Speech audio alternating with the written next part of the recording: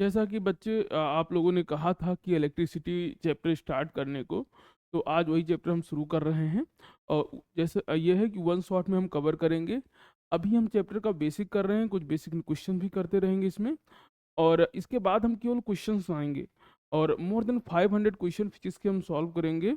और most probably शायद कल हमने जो है 7 घंटे का इकट्ठा मैं लाइव क्लास रखूँ जिसमें केवल क्वेश्चन सॉल्व करेंगे। ठीक, तो इस पे बस आप बने रहिए, देखते रहिए।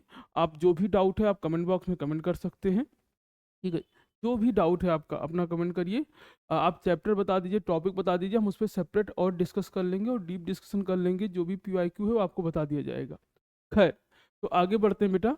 और ये चैप्टर है, आपको पता ही है कि 10th की जो फिजिक्स है उसमें जो दो पोर्शन है, एक है रिफ्लेक्शन, ठीक है, रिफ्लेक्शन, रिफ्रैक्शन और ह्यूमन आई इन कलरफुल वर्ल्ड। ये पूरा 13 नंबर का है पूरा पोर्शन। ठीक है, और बचा इलेक्ट्रिसिटी और मैग्नेटिज्म, ये पूरा 12 नंबर का है। ठीक है, तो ये लगभग 25-26 नंबर का इसे बनेगा। अब उसमें जो सबसे ज़्यादा पोर्शन है इलेक्ट्रिसिटी से आएगा। यहाँ से न्यूमेरिकल भी आएगा, थ्योरी भी आएगा। ठीक है, तो बेसिक चीज़ें पकड़ते चलिएगा, आराम से कर लोगे। ठीक, चलिए शुरू करते हैं टॉपिक को। आपको सबसे पहले व्हाट इज इलेक्ट्रिसिटी। ठीक है, तो मुझे नहीं लगता ये बताने की ज़रूरत है, लेकिन आप एक बार धीरे धीरे चीज़ों को क्लियर करते हैं। हर चीज़ें आप देखी हो। ठीक है, कि आप ये सोचिए कि हमारे लाइफ में ऑक्सीजन के बाद जो दूसरा नंबर है वो इलेक्ट्रिसिटी का आ गया है। ठीक है, सब कुछ यही है। ठीक, अब ये ऑक्सीजन तो हो नहीं सकता, लेकिन दूसरे नंबर पे ये आ चुका है।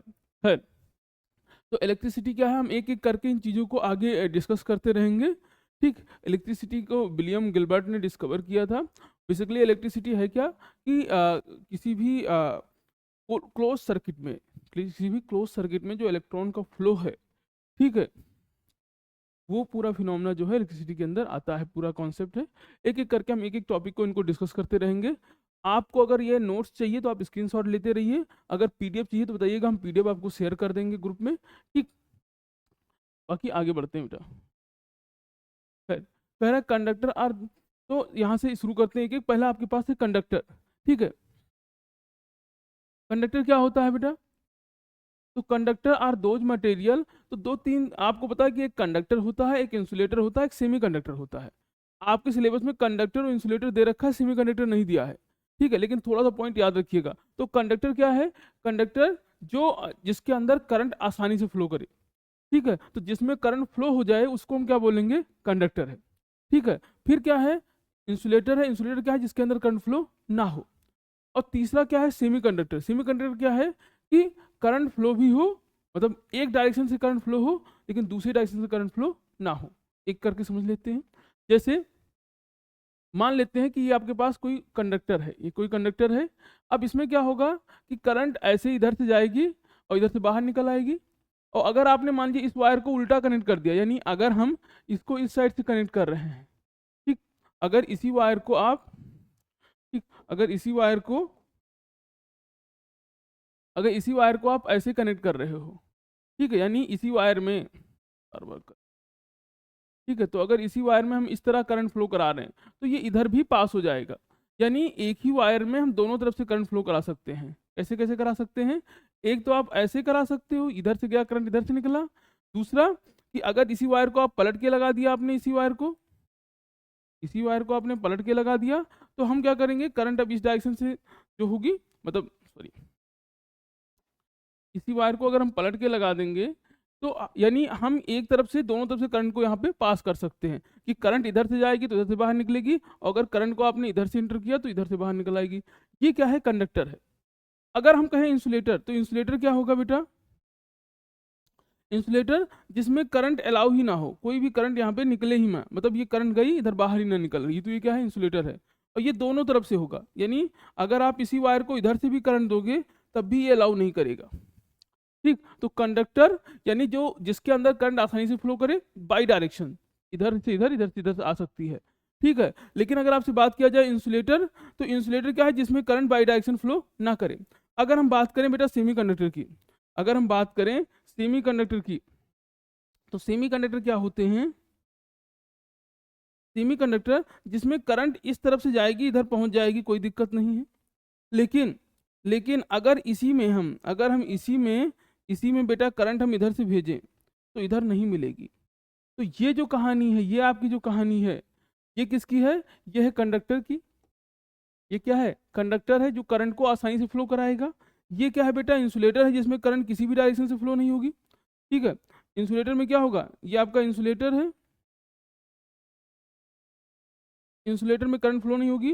और ये बेटा हमारा क्या है? ये है सेमी कंडक्टर। क्या है? सेमी कंडक्टर, कंडक्टर का छोटा भाई। तो ये है सेमी कंडक्टर। सेमी कंडक्टर में क्या होगा बेटा? एक तरफ से करंट फ्लो होगी लेकिन दूसरी तरफ से करंट फ्लो नहीं होगी। तो सेमी कंडक्टर में यही सेम दिक्कत ये है। ठीक, तो इसको सेमी कंडक्टर, बस ये इतना याद रखिएगा। ठीक, अब जैसे करंट, यहीं पर दो तीन बेसिक बेसिक पॉइंट डिस्कस कर लेते हैं जो थ्योरेटिकल हैं, आगे हो सकता है। ठीक, कि जैसे मान लीजिए किसी में करंट फ्लो कर रहा है, हमने एक टर्म पढ़ा है, आप, मैं ये रिवाइज करा रहा हूं तो मुझे ये पता है कि आपने चैप्टर पढ़ के रखा है। ठीक है, तो आपने एक टर्म पढ़ के रखा है, रेजिस्टेंस। ठीक है, तो अगर कोई कंडक्टर है, अगर कोई कंडक्टर है, ठीक है, तो कंडक्टर मतलब क्या है? कि इसके अंदर करंट फ्लो कर रही है, यानी इसमें करंट क्या होगी? करंट फ्लो करेगी। करंट फ्लो कर रही है बेटा। अगर करंट फ्लो कर रही है तो इसके पास रेजिस्टेंस क्या होगा? रेजिस्टेंस क्या होगा इसके पास? रेजिस्टेंस इसका लो होगा, कम होगा। तो जो कंडक्टर है उसके रेजिस्टेंस क्या होते हैं? कम होते हैं। ठीक है, याद रखिएगा। और रेजिस्टेंस किसकी वजह से आता है? मटेरियल की रेजिस्टिविटी की वजह से। तो इसका रेजिस्टेंस भी लो होगा और रेजिस्टिविटी भी क्या होगी? इसकी कम होगी। तो रेजिस्टेंस कम होगा और रेजिस्टिविटी भी क्या होगी? इसकी कम होगी। बेसिकली रेजिस्टिविटी की वजह से ही रेजिस्टेंस आता है, तो दोनों टर्म कभी कभी यूज हो जाता है। यानी कंडक्टर के अंदर क्या कम होगा? रेजिस्टेंस कम होगा। ठीक है, याद रखना है। आगे बढ़ते हैं बेटा। ठीक, और एक चीज याद रखो कि अप्रोक्सीमेट, लगभग क्या है? अगर बेस्ट कंडक्टर, सिल्वर क्या है? बेस्ट कंडक्टर है, सबसे नंबर 1 पर सिल्वर है, फिर कॉपर है। ठीक है, सिल्वर बेस्ट कंडक्टर है लेकिन हम कम यूज करते हैं उसको। आपसे पूछता है क्वेश्चन कि सिल्वर क्यों नहीं यूज किया जाता है? क्योंकि सिल्वर बहुत कॉस्टली है।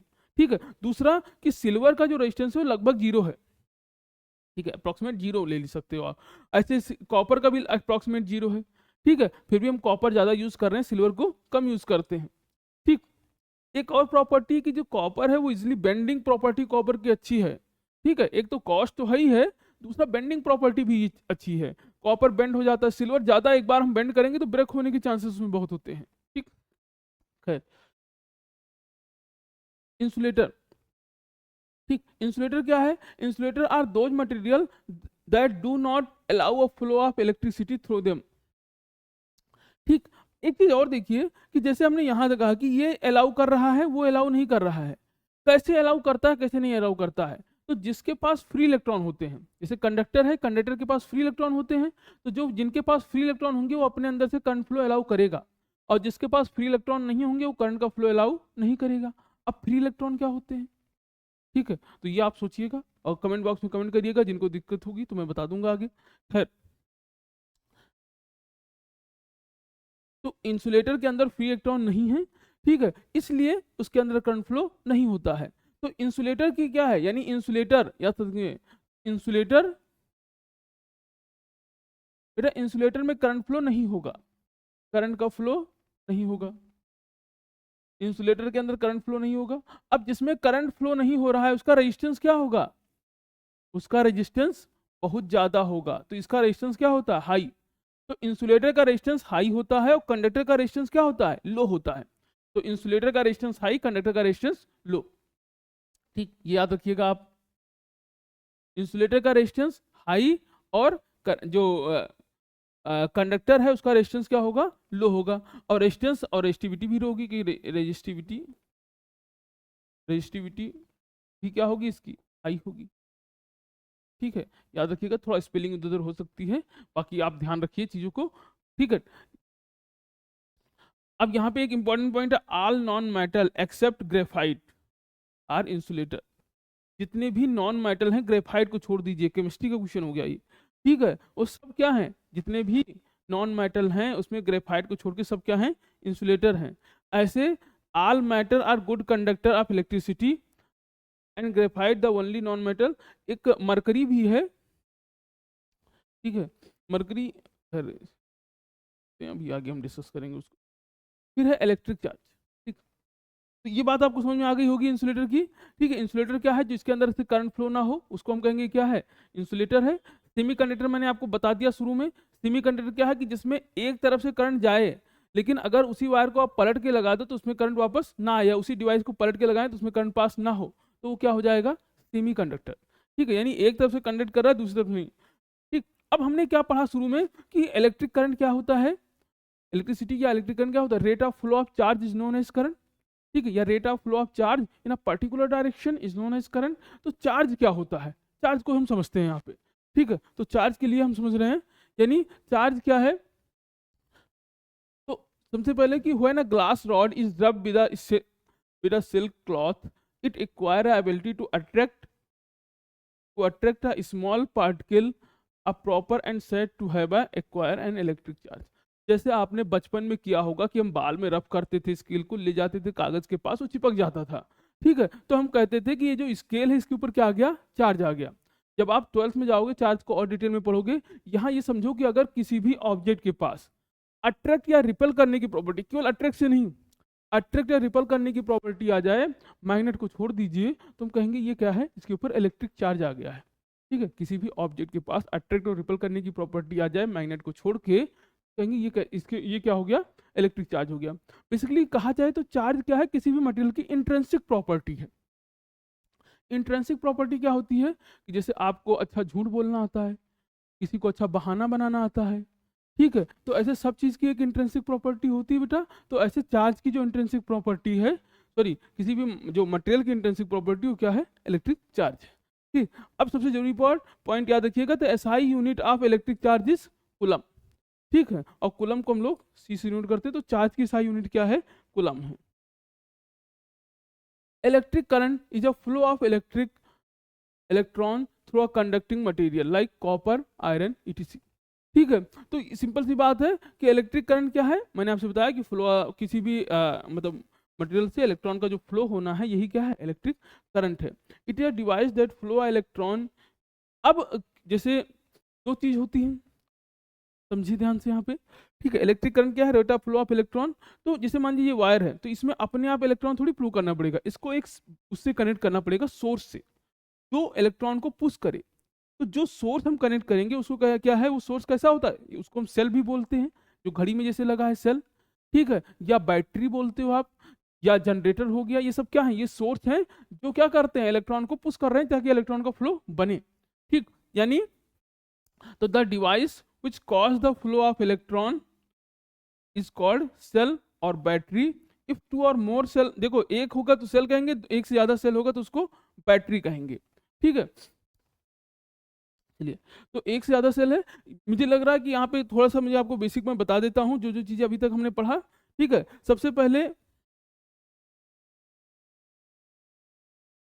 ठीक, सबसे पहले दो तीन छोटे छोटे पॉइंट हैं। सबसे पहले क्या है कि इलेक्ट्रिक करंट क्या होता है, तो इलेक्ट्रिक करंट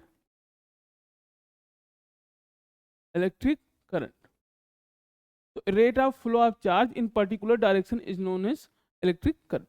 ठीक है, अब इलेक्ट्रिक करंट है बेटा, इलेक्ट्रिक करंट को आप आई से डिनोट करते हो, अभी ये आगे आएगा। ठीक, अब हम यहाँ पे हमने क्या किया कि rate of flow of charge, तो चार्ज क्या है, तो चार्ज की यूनिट क्या है, तो हमने चार्ज के बारे में पढ़ा कि चार्ज क्या है, इंट्रिंसिक प्रॉपर्टी है। ठीक है, और चार्ज की जो एसआई यूनिट है वो क्या है, चार्ज की एसआई यूनिट, है बेटा, ये क्या है आपकी, तो चार्ज की एसआई यूनिट है कूलम। चार्ज की एसआई यूनिट है कूलम। ठीक है, ये पहला पॉइंट है। दूसरा पॉइंट क्या है, चार्ज के साथ, चार्ज की एसआई यूनिट क्या है बेटा, कूलम है। ठीक है, इसको हम किससे डिनोट करते हैं, सी से डिनोट करते हैं। ठीक, चार्ज को क्यू से रिप्रेजेंट किया जाता है, चार्ज को क्यू से रिप्रेजेंट किया जा सकता है। ठीक, अब जरा देखो, ये अभी आगे आएगा तो हम इस चीज पे फिर से आएंगे, और यहीं पे याद रखिए कि चार्ज को क्यू से डिनोट करते हैं, Q is equal to N E होता है। एन क्या है, नंबर ऑफ इलेक्ट्रॉन, ई है charge on one electron. N E वाले पोर्शन को अभी थोड़ा सा आगे हम डिटेल में डिस्कस कर रहे हैं। ठीक, तो आगे बढ़ते हैं बेटा। Flow of electron and current in a circuit. ठीक है, अब एक चीज समझिए कि जैसे मान लीजिए ये आपकी बैटरी है, ये आपकी बैटरी है, हम क्या मानते हैं कि करंट की डायरेक्शन कैसी है, पॉजिटिव से निगेटिव है। तो करंट की डायरेक्शन क्या होगी, इसे बैटरी है, ये रजिस्टर है या कोई बल्ब लगा है, तो करंट क्या होगा, बैटरी के पॉजिटिव से निकलकर निगेटिव में जाएगा। ये हमने करंट की डायरेक्शन मानी है। ठीक, लेकिन जो इलेक्ट्रॉन की डायरेक्शन है, जो इलेक्ट्रॉन के फ्लो की डायरेक्शन है, क्योंकि करंट क्या है, रेट ऑफ फ्लो इलेक्ट्रॉन। तो जिस डायरेक्शन में हम करंट मानते हैं बेटा, उसके अपोजिट डायरेक्शन में इलेक्ट्रॉन फ्लो होता है। जिस डायरेक्शन में हम करंट मानते हैं उसके अपोजिट डायरेक्शन में इलेक्ट्रॉन का फ्लो होता है। ठीक है, यानी इलेक्ट्रॉन किधर फ्लो हो रहा होगा, तो इलेक्ट्रॉन, जैसे करंट की डायरेक्शन ये है, करंट की डायरेक्शन क्या है आपके पास, तो करंट आपकी ऐसे निकलेगा बेटा, ऐसे, ये करंट की डायरेक्शन है, ये आपकी करंट की डायरेक्शन है बेटा। अब अगर हम इलेक्ट्रॉन की डायरेक्शन ड्रॉ करें, ठीक है, तो इलेक्ट्रॉन की जो डायरेक्शन है वो क्या है, इलेक्ट्रॉन आपका इधर से जाएगा, ये इलेक्ट्रॉन की डायरेक्शन, ये आपकी इलेक्ट्रॉन की डायरेक्शन है, ये आपकी इलेक्ट्रॉन की डायरेक्शन है बेटा, ये आपकी इलेक्ट्रॉन की डायरेक्शन है। तो अब देखो, इसको याद रखिएगा कि जो इलेक्ट्रॉन की डायरेक्शन है वो निगेटिव से पॉजिटिव है, और जो करंट की डायरेक्शन है वो कैसी है, पॉजिटिव से निगेटिव है। और बेसिक पॉइंट है जो छोटे छोटे आपको ध्यान रखना है कि इलेक्ट्रॉन की डायरेक्शन पॉजिटिव से निगेटिव, ठीक है, सॉरी, करंट की डायरेक्शन पॉजिटिव से निगेटिव, इलेक्ट्रॉन की डायरेक्शन निगेटिव से पॉजिटिव। ठीक है, कह रहा है electron flow from negative terminal to a positive terminal, why the conventional व electric current flow positive terminal to negative terminal. ठीक, तो करंट पॉजिटिव से नेगेटिव फ्लो करती है, लेकिन इलेक्ट्रॉन किधर फ्लो करता है, नेगेटिव से पॉजिटिव फ्लो करता है। How electric current can be express. ठीक है, आगे बढ़ते हैं तो चीजों को समझिए। हमने क्या पढ़ा अभी कि rate of flow of charge is known as current. एक सेकेंड, इस कहाँ गया, चलिए, तो पहले यहीं पे हम थोड़ा सा चार्ज को समझना था हमें। एक बार चार्ज को हम समझ लेंगे तो हमारा काम बहुत अच्छे से बन जाएगा। ठीक है, चार्ज को देखिए जरा। तो हमने कहा कि कोई भी ऑब्जेक्ट जो अट्रैक्ट और रिपल करे वो उस पर क्या हो जाएगा, इस पर चार्ज आ जाएगा। अब एक चीज और सोचा सा समझो कि जैसे मान लीजिए हमने इसको ऐसे रफ किया तो हुआ क्या होगा, इसके ऊपर चार्ज आएंगे। ठीक है, चार्ज होता क्या है, तो चार्ज क्या होता है, इलेक्ट्रॉन और प्रोटॉन का, किसी भी ऑब्जेक्ट के ऊपर इलेक्ट्रॉन और प्रोटॉन का कम ज्यादा होना, उसी को हम कहेंगे। जैसे अगर कोई ऑब्जेक्ट है, मान लीजिए ये है, ठीक है, ये ऑब्जेक्ट है आपके पास, इस पे अगर इलेक्ट्रॉन और प्रोटॉन बराबर है, इसमें इलेक्ट्रॉन और प्रोटॉन बराबर है, तो हम ये कहेंगे ये कैसा है, ये न्यूट्रल है, ये न्यूट्रल है। अगर किसी ऑब्जेक्ट के ऊपर इलेक्ट्रॉन और प्रोटॉन बराबर हैं तो हम इसको क्या कह देंगे कि बेटा ये कैसा है, ये आपका न्यूट्रल है। ठीक, ये आपका न्यूट्रल है, यानी यहाँ ये कैसा है, ये आपका न्यूट्रल हो जाएगा। क्यों, क्योंकि इसके ऊपर इलेक्ट्रॉन और प्रोटॉन बराबर है। अगर मान लीजिए कोई ऑब्जेक्ट है जिसके ऊपर इलेक्ट्रॉन ज्यादा है प्रोटॉन से, अब ये क्या होगा, ये चार्ज हो जाएगा, इसको कहेंगे ये कैसा है, चार्ज है। ठीक है, अब दो केस है, या तो इलेक्ट्रॉन ज्यादा है प्रोटॉन से, या क्या होगा, प्रोटॉन ज्यादा होंगे इलेक्ट्रॉन से। तो ये दोनों कैसे हैं बेटा, ये दोनों चार्ज हैं, ये दोनों चार्ज हैं। ठीक है, तो या तो इलेक्ट्रॉन प्रोटॉन से ज्यादा होगा या तो इलेक्ट्रॉन प्रोटॉन से कम होगा। ठीक, अब जरा समझिए कि मान लीजिए किसी के ऊपर इलेक्ट्रॉन ज्यादा है, इलेक्ट्रॉन के पास कैसा होता है, आपने पढ़ा है 9th क्लास में केमिस्ट्री में कि इलेक्ट्रॉन कैसा होता है, निगेटिव चार्ज होता है। ठीक है, तो इलेक्ट्रॉन, चूंकि जिसके पास इलेक्ट्रॉन ज्यादा होगा उसके पास क्या होगा, निगेटिव ज्यादा होगा, तो हम कहेंगे ये कैसा है, ये निगेटिव चार्ज है। ये कैसा है बेटा, ये निगेटिव चार्ज है। ऐसे जिसके पास प्रोटॉन ज्यादा है, प्रोटॉन कैसा होता है, पॉजिटिव, तो ये कैसा हो जाएगा, पॉजिटिव चार्ज। यानी अब यहां से हमको क्या पता चल गया कि चार्ज दो तरीके के होते हैं, एक नेगेटिव चार्ज, एक पॉजिटिव चार्ज। नेगेटिव चार्ज क्या होगा, जिसपे इलेक्ट्रॉन ज्यादा है, और पॉजिटिव चार्ज क्या होगा, जिसपे प्रोटॉन ज्यादा है। ठीक, और समझते हैं इनको। बेटा चार्ज को हम क्यू से डिनोट करते हैं, क्यू। अब जरा ये समझो, हम बेसिकली चार्ज को, जैसे मान लीजिए किसी के पास नेगेटिव चार्ज ज्यादा है तो हम कहेंगे इसके पास इलेक्ट्रॉन ज्यादा है। तो मान लीजिए 10 इलेक्ट्रॉन ज्यादा है तो हम कहेंगे इसके पास 10 इलेक्ट्रॉन का चार्ज है। और ऐसे किसी के पास नेगेटिव चार्ज कम है तो हम कहेंगे इसके पास भी जितना इलेक्ट्रॉन कम है, जैसे मान लीजिए 20 इलेक्ट्रॉन कम है तो हम कहेंगे इसके पास 20 इलेक्ट्रॉन का चार्ज है, बस उसको कह देंगे पॉजिटिव। समझिए आप, जिसके पास इलेक्ट्रॉन ज्यादा है, जैसे इसके ऊपर इसके क्या है, इलेक्ट्रॉन ज्यादा है, कितना ज्यादा है, 10 इलेक्ट्रॉन ज्यादा है। तो मान लिया, जैसे ये इस सब्सटेंस को हम समझते हैं, जैसे मान लीजिए एक सब्सटेंस है, इसके पास 10 इलेक्ट्रॉन ज्यादा है प्रोटॉन से। ठीक है, 10 इलेक्ट्रॉन ज्यादा है, इसके पास आते हैं बेटा। ठीक, इसमें क्या है, इसमें 10, इसमें 20 प्रोटॉन ज्यादा है, 20 प्रोटॉन ज्यादा है इलेक्ट्रॉन से, यहाँ 10 इलेक्ट्रॉन ज्यादा है। तो ये इलेक्ट्रॉन ज्यादा है इसमें, इसमें हम कहेंगे कि इसके ऊपर कितना चार्ज है, Q is equal to 10 E का। अब चूंकि ये नेगेटिव इसलिए माइनस साइन लगेगा क्योंकि इलेक्ट्रॉन ज्यादा है, तो इसके ऊपर कितना चार्ज हो गया, Q is equal to minus 10e का चार्ज हो गया। ऐसे इसके ऊपर क्या ज्यादा है, प्रोटॉन ज्यादा है, लेकिन जो चार्ज है बेटा याद रखिएगा, चार्ज जितना अगर हम यहाँ पे एक चार्ज की बात कर रहे हैं तो चार्ज की वैल्यू जितना इलेक्ट्रॉन के पास है उतना ही प्रोटॉन के पास है। तो हम यानी हम चाहो तो इसको कैसे लिख सकते हो, हम कह सकते हैं कि ये जो है कैसा है, जिसके पास क्या है 20 प्रोटॉन का चार्ज है, या इसी को हम कैसे लिख सकते हैं 20 इलेक्ट्रॉन का चार्ज है। बस अंतर क्या है बेटा कि हम इसको 20 इलेक्ट्रॉन का चार्ज लिख रहे हैं पॉजिटिव में, समझ रहे हैं आप। तो ये क्या है 20 इलेक्ट्रॉन का चार्ज है लेकिन कैसा है पॉजिटिव में। यहाँ कितना चार्ज है 10 इलेक्ट्रॉन का, लेकिन कैसा है नेगेटिव, क्योंकि इलेक्ट्रॉन के पास कैसा चार्ज होता है नेगेटिव। कहने का मतलब यह है कि जब भी हम चार्ज को रिप्रेजेंट करेंगे तो ई के फॉर्म में रिप्रेजेंट करेंगे, बस आगे की वैल्यू चेंज होगी। किसी के पास 10 इलेक्ट्रॉन का चार्ज है तो 10e, किसी के पास 20 इलेक्ट्रॉन का चार्ज है तो 20e, किसी के पास 30 इलेक्ट्रॉन का चार्ज है तो 30e, ऐसे होता जाएगा। तो यानी वैल्यू क्या चेंज होगी, ई कभी चेंज ही नहीं होगा, चेंज क्या होगा केवल आगे के नंबर। तो यही से एक चार्ज का फार्मूला हमारे पास आ गया कि Q is equal to N e. N क्या है बेटा, एन है नंबर ऑफ इलेक्ट्रॉन, एन है नंबर ऑफ इलेक्ट्रॉन। ठीक, अब इसी को हम ऐसे भी लिखते हैं Q is equal to plus minus n e. बेटा अगर प्लस है तो पॉजिटिव हो गया और माइनस है तो नेगेटिव, यानी इसको आप ऐसे लिख सकते हो Q is equal to N e, plus में है यहाँ कुछ नहीं, और इसको ऐसे लिख सकते हो Q is equal to minus n e, ये कैसा है माइनस में है। दोनों में अंतर क्या है, ये पॉजिटिव चार्ज है ये नेगेटिव है, दोनों को एक साथ लिखोगे तो ऐसे, और चार्ज यानी अगर पॉजिटिव होगा या नेगेटिव होगा, जितना भी किसी चीज पर जितना भी चार्ज होगा वो डिपेंड किस पे करेगा कि कितना इलेक्ट्रॉन ज्यादा है। ठीक, ये बात मुझे लग रहा है बेसिक है, थोड़ा सा आपने समझा होगा, और कोशिश करते हैं इसको और एक्सप्लेन करने की।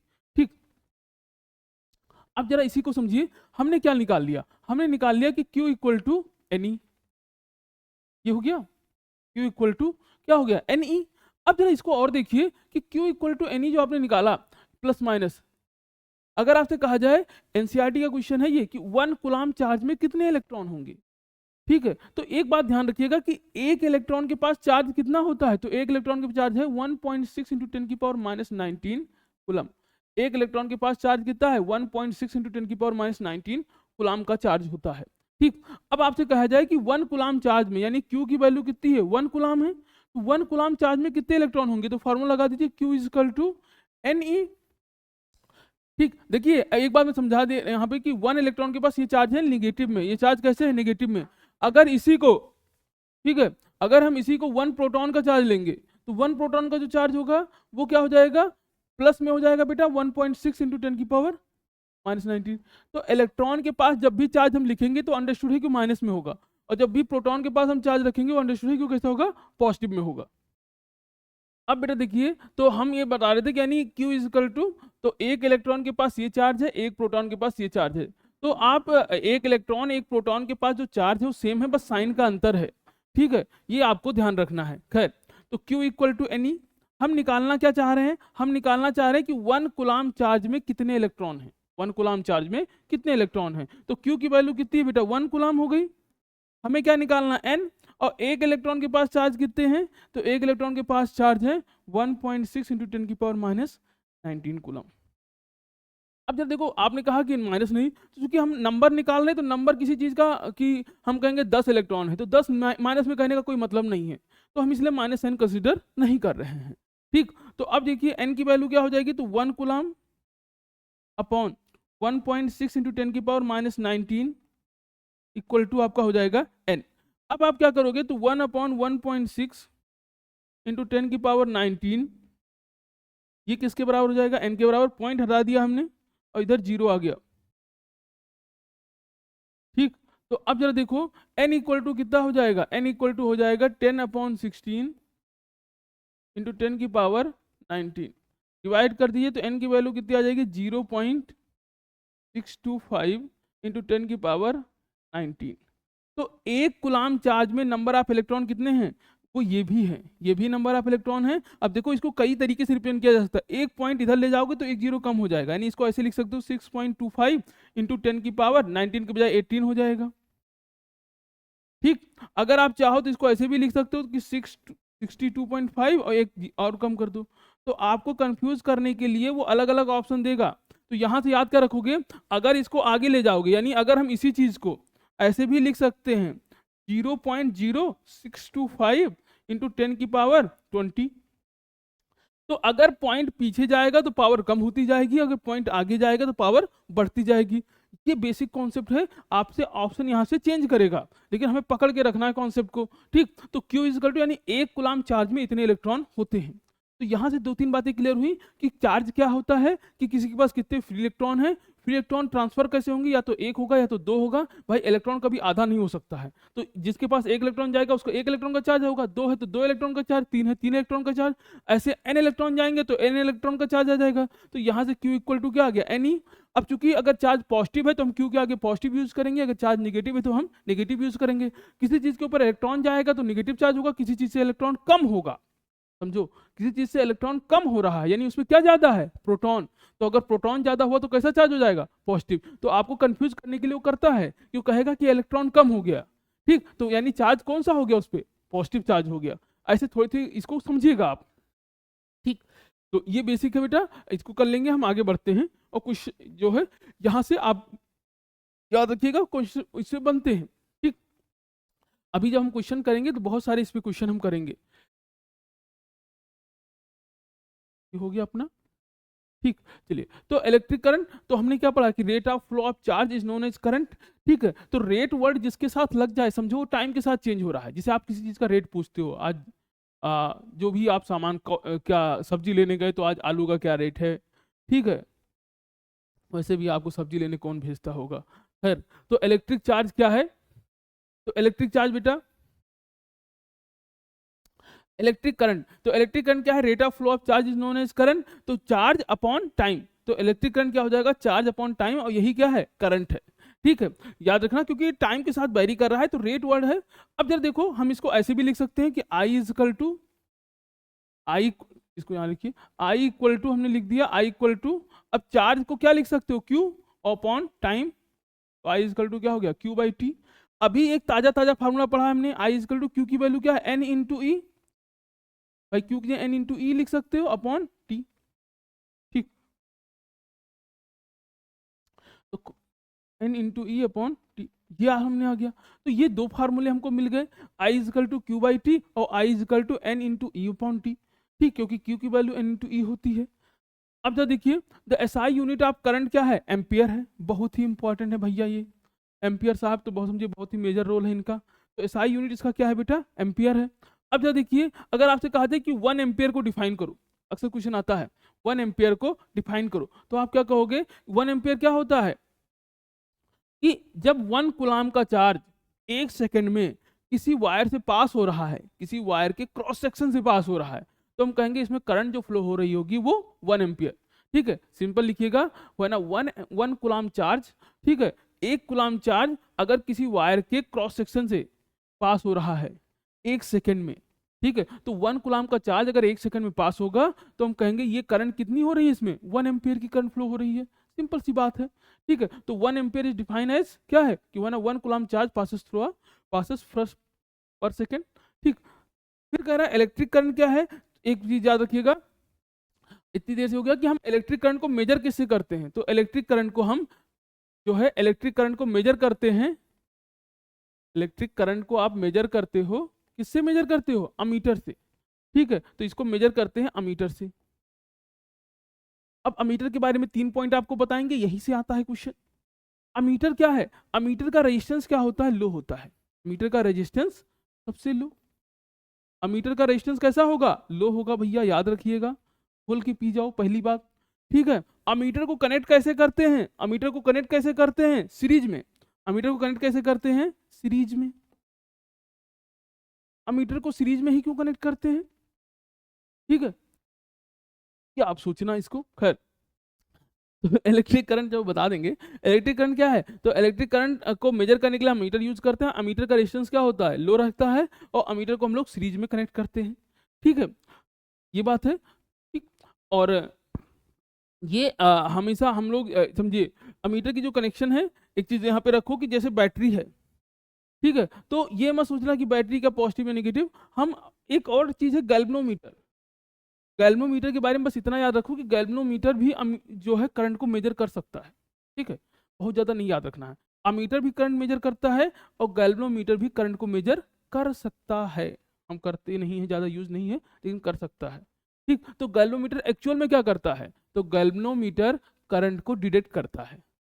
मैं लिख दे रहा हूं यहीं पे सुंदर सा, याद रखिएगा, एक डिवाइस है गैल्वेनोमीटर, ऐसे जी बना के लिखते हैं। ठीक है, एक अमीटर में याद रखिएगा, अमीटर का सिंबल कैसा है बेटा, तो अमीटर का सिंबल ए बनाते हैं और आगे पीछे ऐसे सुंदर सी लाइन खींच देते हैं इसमें, तो ये अमीटर है। ठीक, तो गैल्वेनोमीटर क्या है, तो गैल्वेनोमीटर जो है आपका वो कैसा है, गैल्वेनोमीटर एक डिवाइस है, ये क्या करता है, ये है गैल्वेनोमीटर। गैल्वेनोमीटर बेटा ये करता क्या है, ये करंट को डिटेक्ट करता है, डिटेक्ट डिटेक्ट करता है करंट को।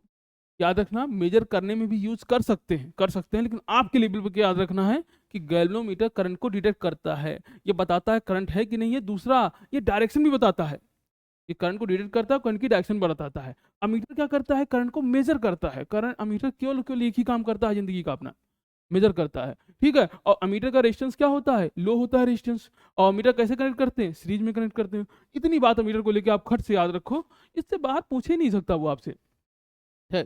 ठीक, तो 1 एम्पेयर इक्वल टू 1 कूलम पर सेकंड, और कूलम आपको मैंने बता दिया है कि कूलम को क्यू से डिनोट करते हैं चार्ज को, और क्यू इक्वल टू क्या हो जाएगा, एन ई अपॉन टी। ठीक, ये कर लिया है, आगे बढ़ते हैं बेटा। तो आ गए भैया इलेक्ट्रिक पोटेंशियल, समझो चीजों को। भैया ये वायर है, हमने कहा rate of flow of charge is in particular direction is known as current. अब चार्ज तो इसमें फ्लो कर रहा है, लेकिन ऐसे अगर चार्ज फ्लो करने लगे तो कोई भी तार आप लगाओ चार्ज फ्लो करने लगेगा, लेकिन ऐसा नहीं होता है जब तक उसको सोर्स से नहीं कनेक्ट किया जाता है। याद रखिए, अगर हम केवल वायर ऐसे हाथ में पकड़े रहें और प्लग से ना लगाएं या हम बैटरी से ना लगाएं, तो क्या उसमें करंट फ्लो करेगी, नहीं करेगी।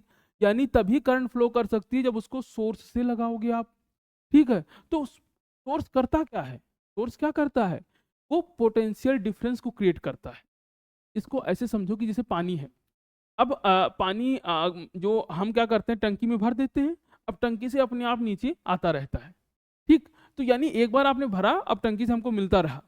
ठीक, कंटिन्यूस। क्यों टंकी से पानी नीचे आ रहा है, क्योंकि ऊपर और नीचे में पोटेंशियल एनर्जी का डिफरेंस है। भाई ऊपर पोटेंशियल एनर्जी ज्यादा है, नीचे पोटेंशियल एनर्जी कम है। पोटेंशियल एनर्जी क्या होता है, एमजीएच, आपको याद होगा 9th क्लास में आपने पढ़ा था। खैर, अगर नहीं याद है तो बहुत लोड लेने की जरूरत नहीं है। ऐसे चार्ज अपने आप फ्लो नहीं करता है, चार्ज को फ्लो करने के लिए पोटेंशियल डिफरेंस चाहिए। पोटेंशियल डिफरेंस यानी कोई जो हो जो उसको पुश करे, एक तरीके से समझो धक्का दे रहा है। तो पोटेंशियल क्या है, जैसे आप देखो आपके घर में जो वोल्टेज पोटेंशियल डिफरेंस है कितना है, 220 वोल्ट का है। 220 का पोटेंशियल डिफरेंस है। क्यों, क्योंकि ये डिफरेंस ना हो तो करंट भाई आए ही ना, करंट को फ्लो ना हो। जैसे पानी कहीं जा रहा है, कहीं भी अगर पानी गिरा दो तो पानी उधर जाएगा जिधर ढाल हो। क्यों, क्योंकि वहां पोटेंशियल डिफरेंस मिल रहा है, उसको डिफरेंस मिल रहा है वहां पे। सेम टू सेम, यानी पोटेंशियल डिफरेंस क्या है, तो पोटेंशियल डिफरेंस जहां पे जो यानी अगर कहीं पे चार्ज रहे तो जो सॉरी, जहाँ पे पोटेंशियल ज़्यादा है, जहाँ पे पोटेंशियल कम है, हमेशा चार्ज वहीं से वहीं फ्लो करेगा। इसको और बेसिक तरीके से अगर समझना है तो समझो एक तरीके से हम पुश कर रहे हैं, चार्ज को पुश किया जा रहा है, जिसकी वजह से चार्ज मूव कर रहा है, क्योंकि चार्ज अपने आप मूव नहीं कर सकता है। Electric potential, electric potential is capacity of capability of charge to move unit positive charge from one point to another. मैंने आपसे बताया अभी अभी कि इलेक्ट्रिक पोटेंशियल क्या है, ये एक कैपेबिलिटी है उसकी, इलेक्ट्रिक पोटेंशियल की, कि चार्ज को मूव करा दे रहा है। ठीक है, फिर कह रहा है इलेक्ट्रिक पोटेंशियल डिफरेंस।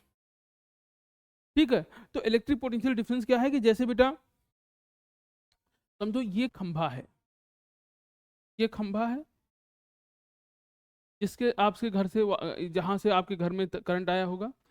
ये आपका कमरा है, जहाँ पे आपने मोबाइल को चार्ज में लगा के रखा है, बैठ के गेम खेल रहे हैं या हमारा क्लास पढ़ रहे होंगे, इसमें बोर्ड की बात है, तो ये आपकी मोबाइल है।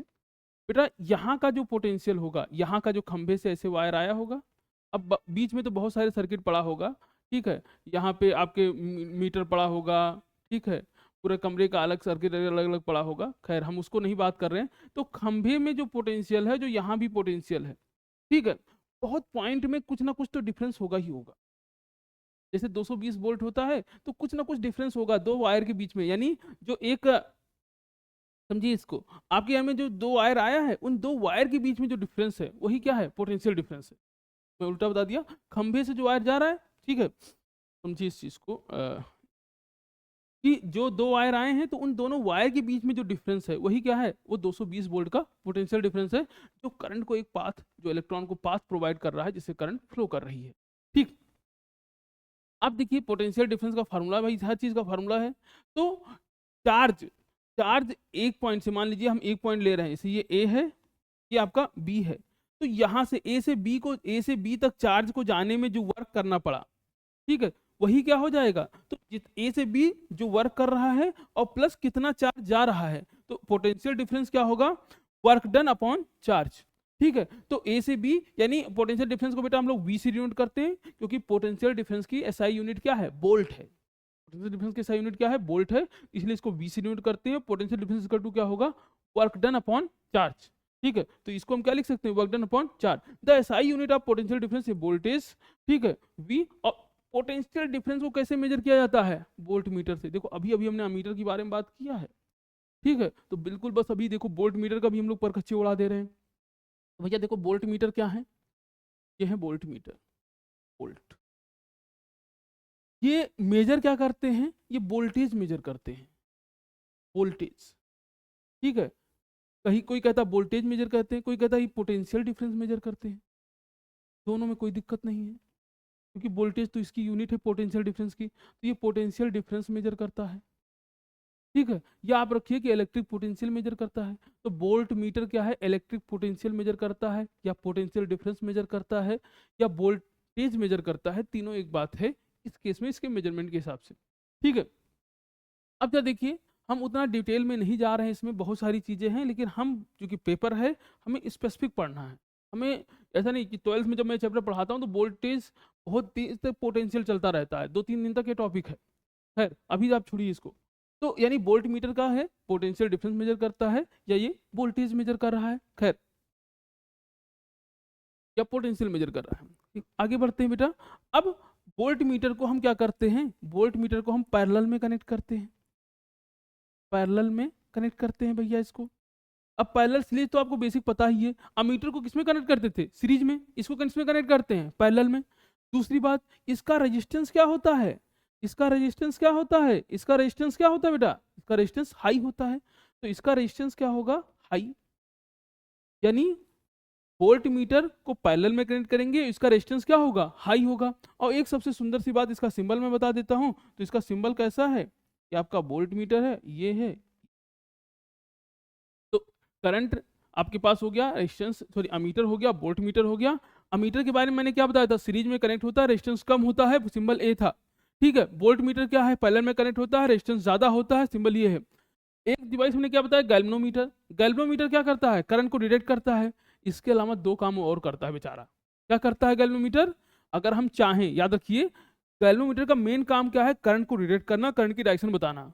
लेकिन एक छोटी सी पॉइंट है, ये आप पढ़ोगे 12th में, लेकिन कभी कभी ऐसा क्वेश्चन बन गया है। तो गैल्वेनोमीटर के बारे में एक बात और याद रखेंगे हम लोग, कि वो करंट को क्या करता है, करंट भी मेजर कर सकता है, वोल्टेज भी मेजर कर सकता है, उसमें कुछ चेंजेस करने पड़ते हैं। ठीक है, तो लेकिन मेन काम गैल्वेनोमीटर का क्या है, करंट को डिटेक्ट करना। ठीक है, और डायरेक्शन बताना। खैर ये बात आपको समझ में आ गई होगी। यहाँ पे आगे बढ़ते हैं हम लोग। Why potential difference is important. ठीक, मैंने आपसे पहले कह दिया कि अगर पोटेंशियल डिफरेंस ना हो तो करंट फ्लो ही ना हो।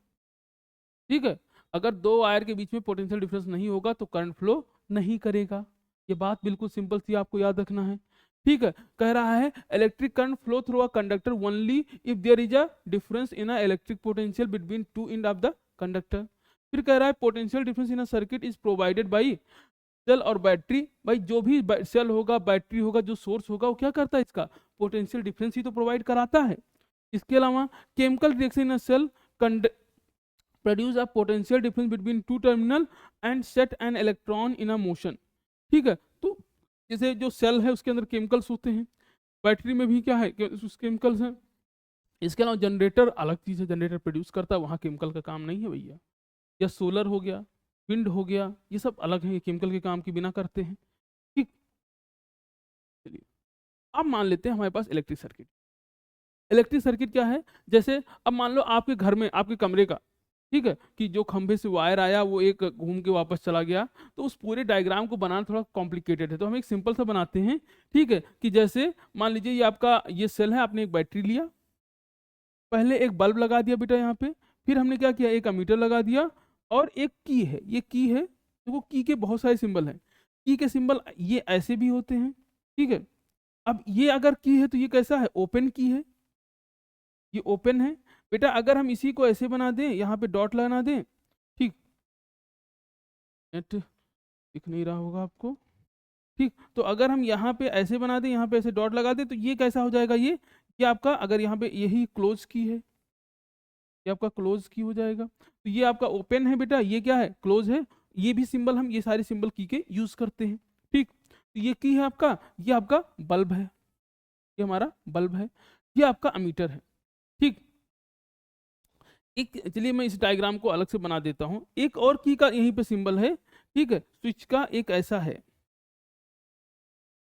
ये भी स्विच का सिंबल है बेटा, ठीक है, ये ऐसे बना होता है एरो, और ये भी है। अगर ये ओपन स्विच है बेटा, ये ओपन है, तो मैं ओपन है, ये कैसा है, क्लोज है, तो ये ओपन और क्लोज स्विच हो गया, ठीक। अब जरा इसी को और समझते हैं थोड़ा सा, कि ओपन और क्लोज स्विच हमको यहाँ मिल गया। मान लीजिए एक सर्किट बनाते हैं, चीजों को जरा समझते हैं। जैसे ये आपके पास बैटरी, ये सेल है बेटा, अगर एक बनाएंगे तो सेल है, ये सेल था। अगर हम ऐसे कई बना दें, ठीक, एक बनाओगे तो सेल है, अगर आप ऐसे कई बना दोगे तो ये क्या हो जाएगा बेटा, ठीक। तो ये आपका हो गया,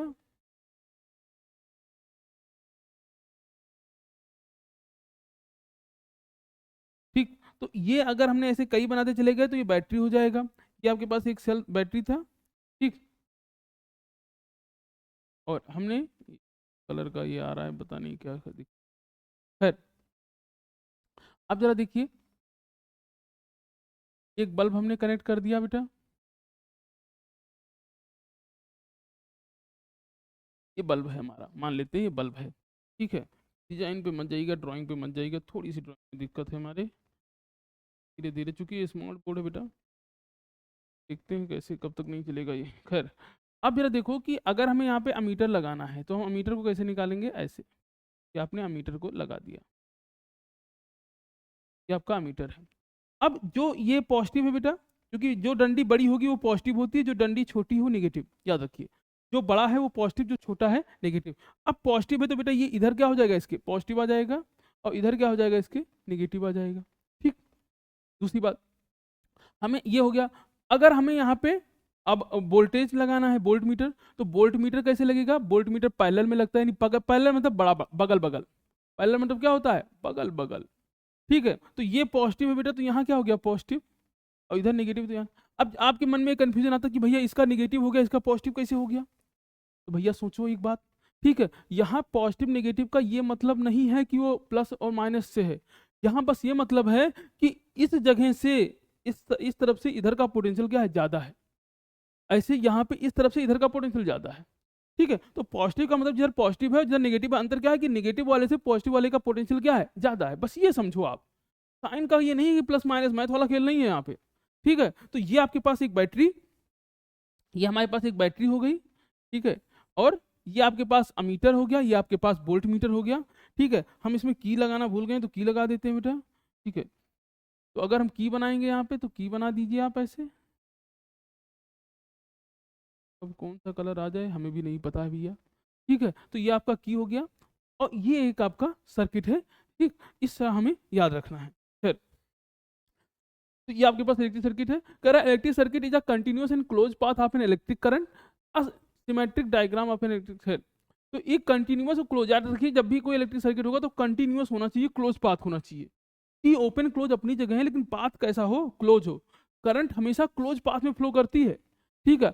अगर मान लीजिए अगर कहीं पे वायर ओपन है तो करंट उसके आगे जाएगी नहीं, निकलेगी नहीं वहां से, ठीक है। ये सारे सिंबल हैं बेटा, ये सेल है आपके पास। ये क्या है, जब एक वायर क्रॉस करता है एक दूसरे को, ठीक है। ये आपके पास की है, ये बल्ब का सिंबल है बेटा, ये रेजिस्टेंस है, ठीक है। अभी हम इस पे आएंगे, ये रेजिस्टेंस है, और ये क्या है, वेरिएबल रेजिस्टेंस है। वेरिएबल रेजिस्टेंस इस तरह भी बनाया जाता है, इस तरह। ये आपके पास क्या है, अमीटर है, ये आपके पास क्या है, वोल्ट मीटर है, बता ही चुके हैं हम आपको, ठीक है। ये जहाँ पे वायर हम कनेक्ट करते हैं, ये आपकी बैटरी है, ये बल्ब ओ की है। एक चीज समझो रेजिस्टेंस के बारे में, अभी जब आएगा वहीं पे हम डिस्कस कर लेंगे इसको, तो यहीं पे इसको सिंबल को अभी ऐसे समझ लीजिए, आगे हम डिस्कस करेंगे तो वहीं डिटेल में आपको बताएंगे, ठीक। चलिए, अब आ रहा है बोल्ट मीटर। मैं इसको बता के थक चुका हूं पहले ही। क्या है कि voltmeter is a device which measure the potential difference at the end of any conductor। ठीक है, फिर क्या कह रहा है, it connect parallel and into a conductor of material. ठीक है, इट है हाई रेजिस्टेंस। ये सारी बातें मैं आपको लिखवा चुका हूँ। ठीक है, एक स्क्रीनशॉट भी ले सकते हो आप, इनको याद रखिएगा। कह रहा अमीटर, भैया इनके बारे में भी सब बता चुके हैं। लो रेजिस्टेंस होता है, सीरीज में कनेक्ट किया जा सकता, कनेक्ट करते हैं इसको। ठीक है, और ये एक डिवाइस है जो करंट को मेजर करता है। ओम्स लॉ, बहुत अच्छे इंसान। आप ये सोचो कि पेपर में ओम्स लॉ आना ही आना है, पेपर में प्रिंट हो चुका है, अभी आपको पेपर मिला नहीं है, लेकिन आप समझिए कि ये क्वेश्चन होगा कहीं जाके। आप 20-21 वाला क्वेश्चन जब देखेंगे तो उसी के आसपास आपको ओम्स लॉ का क्वेश्चन मिल जाएगा खट से। आपको ओम्स लॉ ग्राफ के फॉर्म में भी क्वेश्चन पूछता है ये। ठीक है, और ये इस तरह के अलग अलग तरह के भी इसमें क्वेश्चन पूछे जाते हैं ओम्स लॉ में। तो हम आपको ओम्स लॉ जो है डिटेल में पूरा कवर करेंगे, और ओम्स लॉ के जितने भी क्वेश्चन बन सकते हैं इससे बाहर आपको नहीं मिलेगा। करते हैं, तो ओम साहब ने सबसे पहले बताया कि मान लीजिए, ओम साहब ने कहा कि ये आपके पास एक वायर है। मैंने कहा बिल्कुल है भैया, ये वायर है, आपने इसको एक बैटरी से कनेक्ट करके रखा है। ठीक है, हमने इसको एक बैटरी से कनेक्ट करके रखा है बेटा। ठीक, तो बैटरी आपके पास है ये, और बैटरी हमारी कैसी है, वेरिएबल है, तो वेरिएबल बैटरी है इसे। अब इस मान लेते हैं कि इस वायर के अंदर, ये जो वायर है हमारे पास, इसके पास जो करंट है वो आई है। तो ओम साहब ने क्या कहा कि जो आई है आपका, वो डायरेक्टली प्रोपोर्शनल है वी के। यानी जैसे जैसे आप क्या करोगे, जैसे जैसे इस वोल्टेज को बढ़ाओगे, इस वोल्टेज को बढ़ाओगे, इस पोटेंशियल को बढ़ाओगे इसके क्रॉस, वैसे वैसे आपका आई भी क्या करेगा, बढ़ेगा। ठीक है, ये ओम साहब ने बहुत बड़ी बात कह दी कि जो आई है, यानी किसी भी वायर के अंदर, किसी भी वायर के अंदर जो वी और आई है एक दूसरे के क्या है, प्रोपोर्शनल है। किसी भी वायर के अंदर बी और आई क्या है, एक दूसरे के प्रोपोर्शनल हैं। बी बढ़ाओगे तो आई बढ़ेगा, और बी को कम करेंगे तो भी आई क्या होगा, कम होगा। ठीक, और समझते हैं जरा इसको और डिटेल में। तो अगर हम इसको और डिटेल में समझें तो यानी ये प्रोपोर्शनल है। ठीक, अगर हम इसको लिखें वी, और बी डायरेक्टली प्रोपोर्शनल टू आई, बात तो एक ही है, लेकिन दोनों में अंतर है, बस आपको याद रखना है दोनों बातें। ठीक है, तो वी डायरेक्टली, तो वी इज इक्वल टू क्या होगा, डायरेक्टली साइन हटेगा तो कांस्टेंट आ गया। ठीक है, ये जब भी कहीं पे डायरेक्टली प्रोपोर्शनल का साइन हटता है तो कोई ना कोई कांस्टेंट आता है फिजिक्स में, याद रखना। तो डायरेक्टली साइन हटेगा तो कांस्टेंट आ जाएगा, उस कांस्टेंट को हमने आर से डिनोट किया। ठीक है, तो v is equal to R into I, या v upon I equal to क्या हो जाएगा, आर। आर क्या है आपका, कांस्टेंट है, आर कांस्टेंट है, और इसी को हम क्या बोलते हैं, इसको इसको आप बोलते हो, इसको बोलते हो रेजिस्टेंस। ये क्या है आपका, रेजिस्टेंस। ठीक, तो आर आपका कांस्टेंट है, इस कांस्टेंट को हम क्या बोलते हैं कि ये कांस्टेंट कैसा है, ये रेजिस्टेंस है। ठीक, तो यानी v upon I equal to R, R आपका क्या है, रेजिस्टेंस है बेटा। रेजिस्टेंस क्या होता है, ठीक, तो समझते हैं। पहले तो इसको स्टेटमेंट को समझ लेते हैं, फिर रेजिस्टेंस पे आते हैं। घोर चिंता, इसके बारे में खूब समझेंगे, कस के समझेंगे। खैर, कह रहा है कि the current flow through a conductor is directly proportional to the potential difference between the in provide all, ठीक है, in provided all the physical condition remain constant. याद रखिएगा कि हमने ये कहा कि I directly proportional to B है, या current flow through a conductor is directly proportional to a potential difference across the conductor. ये तभी होगा जब फिजिकल कंडीशन कांस्टेंट हो, फिजिकल कंडीशन कांस्टेंट हो। फिजिकल कंडीशन कांस्टेंट का मतलब क्या है कि जो टेम्परेचर है और जो प्रेशर है ये चेंज नहीं होना चाहिए। टेम्परेचर और प्रेशर चेंज नहीं होना चाहिए, यानी टेम्परेचर और प्रेशर कैसा रहना चाहिए, फिक्स हो।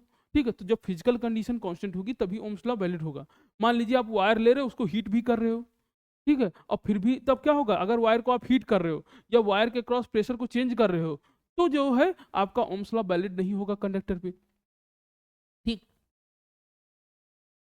अब ये जरूरी नहीं कि सारे डिवाइस ओम्स लॉ फॉलो करें। एक बात यहीं पे कहीं चुपके से कोने में लिख लीजिए, क्या लिखोगे कि जो सेमीकंडक्टर हैं, क्या है, सेमीकंडक्टर। कौन था भैया सेमीकंडक्टर, आपने अगर शुरू से देखा होगा तो पता होगा, जिन्होंने नहीं देखा समझो कंडक्टर का छोटा भाई है सेमीकंडक्टर। ठीक है, तो जो सेमीकंडक्टर हैं ये ओम्स लॉ फॉलो नहीं करते, इन्होंने कसम खाई है बेटा ये ओम्स लॉ को फॉलो नहीं करेंगे, तो सेमीकंडक्टर ओम्स लॉ फॉलो नहीं करते हैं, सेमीकंडक्टर ओम्स लॉ फॉलो नहीं करते हैं। ठीक है, तो सेमीकंडक्टर ओम्स लॉ फॉलो नहीं करते हैं, ठीक, बाकी सब करते हैं और कर भी सकते नहीं भी, अलग अलग कंडीशंस पे डिपेंड करता है। ठीक है, लेकिन सेमीकंडक्टर ने कसम खाई कि कभी ओम्स लॉ फॉलो नहीं करेगा। ठीक है बेटा, इस कांस्टेंट को हमने क्या नाम दिया, रेजिस्टेंस। ठीक है, और it stand for resistance of A given conductor of a wire, ठीक है, एट अ गिवन टेम्परेचर। तो जब भी किसी वायर का रेजिस्टेंस बताया जाएगा तो आपको एक फिक्स टेम्परेचर पे बताया जाएगा। ठीक, अब जरा इसी पे दो बात और समझते हैं, क्योंकि हमें पता है कि I directly proportional to V है। ठीक है, कई कई बुकों ने V directly proportional to I भी लिखा है। अब जरा देखो यहीं पे एनसीईआरटी ने नहीं लिखा है तो आपको ऊपर वाली बात याद रखनी है, एनसीईआरटी केवल इसी चीज को फेवर कर रहा है। ठीक है, खैर, तो ये आपका मान लीजिए आई है, ये आपका वी है, तो बेटा अगर डायरेक्टली प्रोपोर्शनल होता है तो ग्राफ जो बनेगा कैसा बनेगा, स्ट्रेट। ठीक है, तो जहां भी आपको ऐसे स्ट्रेट ग्राफ मिले ऐसे, ठीक है, ये सब क्या है, ये सारे ग्राफ जो हैं ये ओम्स लॉ फॉलो कर रहे हैं। ठीक है, तो यानी अगर किसी मटेरियल का ग्राफ, अगर किसी मटेरियल का ग्राफ स्ट्रेट है, अगर किसी मटेरियल का ग्राफ स्ट्रेट है, मान लीजिए आपसे अलग अलग मटेरियल दे दिया, ठीक है, आपसे ए मटेरियल है, ये बी मटेरियल है, ये सी मटेरियल है, ये डी मटेरियल है, ये ई है, तो ए बी सी डी ये सब क्या है, ओम्स लॉ फॉलो करते हैं। मान लीजिए आपको और मटेरियल दिया होता है ऐसे, ठीक है, एक का ग्राफ ऐसे है, एक का ग्राफ ऐसे है, एक का ग्राफ ऐसे है, एक का ग्राफ ऐसे है। ठीक है, ये मान लीजिए एक्स वाई जेड, ठीक है, और यू, तो ये मटेरियल है एक्स वाई जेड और यू, ये क्या है ए बी सी डी। ये ग्राफ कैसे हैं, स्ट्रेट हैं, ये ग्राफ कैसे हैं, कर्व हैं। तो बेटा जो ग्राफ स्ट्रेट होंगे ये ओम्स लॉ फॉलो करेंगे, ये क्या करेंगे, ओम्स लॉ फॉलो करेंगे। ये क्या कर रहे हैं, ओम्स लॉ फॉलो कर रहे हैं, ये ग्राफ ओम्स लॉ फॉलो करेंगे, फॉलो करेंगे, फॉलो करेंगे। ये नॉट फॉलो ओम्स लॉ, ये क्या है, not follow Ohm's law, not follow Ohm's law, इन्होंने कसम खा के रखा है। अब ओम्स लॉ, तो जिन, अब यहीं से ग्राफ को कैसे याद रखेंगे कि अगर किसी ग्राफ, किसी चीज का ग्राफ सीधे है तो ये ओम्स लॉ फॉलो हो रहा है, और अगर ग्राफ सीधे नहीं है बेटा तो ओम्स लॉ फॉलो नहीं होगा। ठीक, तो यानी ये ओम्स लॉ फॉलो कर रहे हैं, ये ओम्स लॉ फॉलो नहीं कर रहे हैं। एक और बात देखते हैं यहीं पे, ठीक, कि मान लीजिए कोई ग्राफ ऐसे है, मान लीजिए किसी चीज का ग्राफ ऐसे है, पहले ऐसे हुआ और फिर ये आगे से ऐसे हो गया, तो यानी ये क्या है बेटा, यहां तक ये ओम्स लॉ फॉलो कर रहा है, यहां तक ओम्स लॉ फॉलो कर रहा है, यहां तक ओम्स लॉ फॉलो कर रहा है। लेकिन बेटा जो ये वाला पोर्शन है ये नॉट फॉलो ओम्स लॉ है, नॉट फॉलो ओम्स लॉ। ठीक है, तो यानी ये जब भी, अब यानी एक ग्राफ में दोनों हो सकता है कि ओम्स लॉ फॉलो करे, ओम्स लॉ फॉलो ना करे। ठीक, मुझे लगता है कि यहाँ की कोई दिक्कत होनी नहीं चाहिए अब आपको कि कब ओम्स लॉ फॉलो होगा कब नहीं। तो अगर ग्राफ देगा तो ग्राफ जो स्ट्रेट होगी बेटा वो ओम्स लॉ फॉलो करेगा, और जिसका ग्राफ स्ट्रेट नहीं होगा वो ओम्स लॉ फॉलो नहीं करेगा। ठीक, ये बेसिक पॉइंट अब हम यहाँ पे याद रखेंगे। आगे बढ़ते हैं इसमें, रेजिस्टेंस, रेजिस्टेंस क्या है, ठीक है, तो resistance is a property of है, तो हमें बताया कि रेजिस्टेंस यानी V upon I equal to, resistance आया था V equal to I R, तो कांस्टेंट आया था, उस कांस्टेंट को नाम दिया गया रेजिस्टेंस। भैया ओम्स सामने ने क्या कहा, ओम्स सामने ने कहा आई डायरेक्टली टू, ठीक है, आई डायरेक्टली टू आर, और यहीं से क्या, सॉरी लग रहा है भैया, नजर लग रही है, तो आई डायरेक्टली टू क्या है, V है, ठीक है, और आई, ठीक, और V अपॉन आई जो होगा वो क्या होगा, R होगा, तो V upon I equal to R. और बेटा ये आर ही क्या है आपका, ये आर क्या है आपका, कांस्टेंट है, ये आर आपका कांस्टेंट है, इसी कांस्टेंट को क्या नाम दिया गया था, यही कांस्टेंट को नाम दिया गया रेजिस्टेंस। देखो मेनली रेजिस्टेंस क्या होता है, किसी चीज को रोकने की क्षमता, प्रतिरोध। जैसे अभी नहीं कोरोना में आपने सुना होगा इम्यूनिटी डेवलप हो गई, या किसी कोरोना के जो रेजिस्टेंस है वो डेवलप हो गया। ठीक है, तो अगर किसी चीज का रेजिस्टेंस हो, यानी यानी किसी चीज के अगेंस्ट, ठीक है, चीजों को बनना, यानी किसी चीज का अपोज करना, तो ऐसे ये इलेक्ट्रिक रेजिस्टेंस यानी क्या करेगा, ये इलेक्ट्रिक करंट को अपोज करेगा। इलेक्ट्रिक रेजिस्टेंस क्या है, इलेक्ट्रिक करंट को अपोज करेगा। तो जितने भी इलेक्ट्रिक रेजिस्टेंस, जो भी इलेक्ट्रिक रेजिस्टेंस हैं, ठीक, तो इलेक्ट्रिक रेजिस्टेंस का, जिसे हमने क्या पढ़ा अभी शुरू में, कि कोई वायर है, अब उसमें rate of flow of charge is known as current, फिर हमने क्या पढ़ा, पोटेंशियल, कि अगर हम पोटेंशियल लगाएंगे तो चार्ज क्या होगा, फ्लो करने लगेगा। अब ये सोचो कि अगर पोटेंशियल लगाने से चार्ज फ्लो होता तो आपकी बैटरी कभी खत्म ही नहीं होती, क्योंकि पोटेंशियल लगा है, चार्ज फ्लो होता रहता।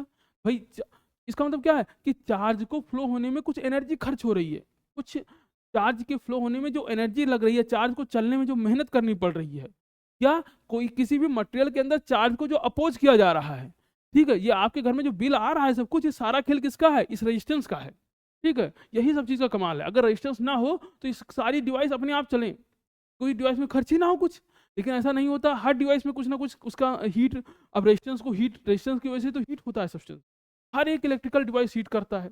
ठीक, समझिए आप यहीं पे। तो रेजिस्टेंस क्या है, यानी रेजिस्टेंस किसी भी वायर के अंदर जो फ्लो ऑफ इलेक्ट्रॉन को अपोज करे, इसी को हम क्या कहते हैं, ये क्या है, इलेक्ट्रिकल रेजिस्टेंस है।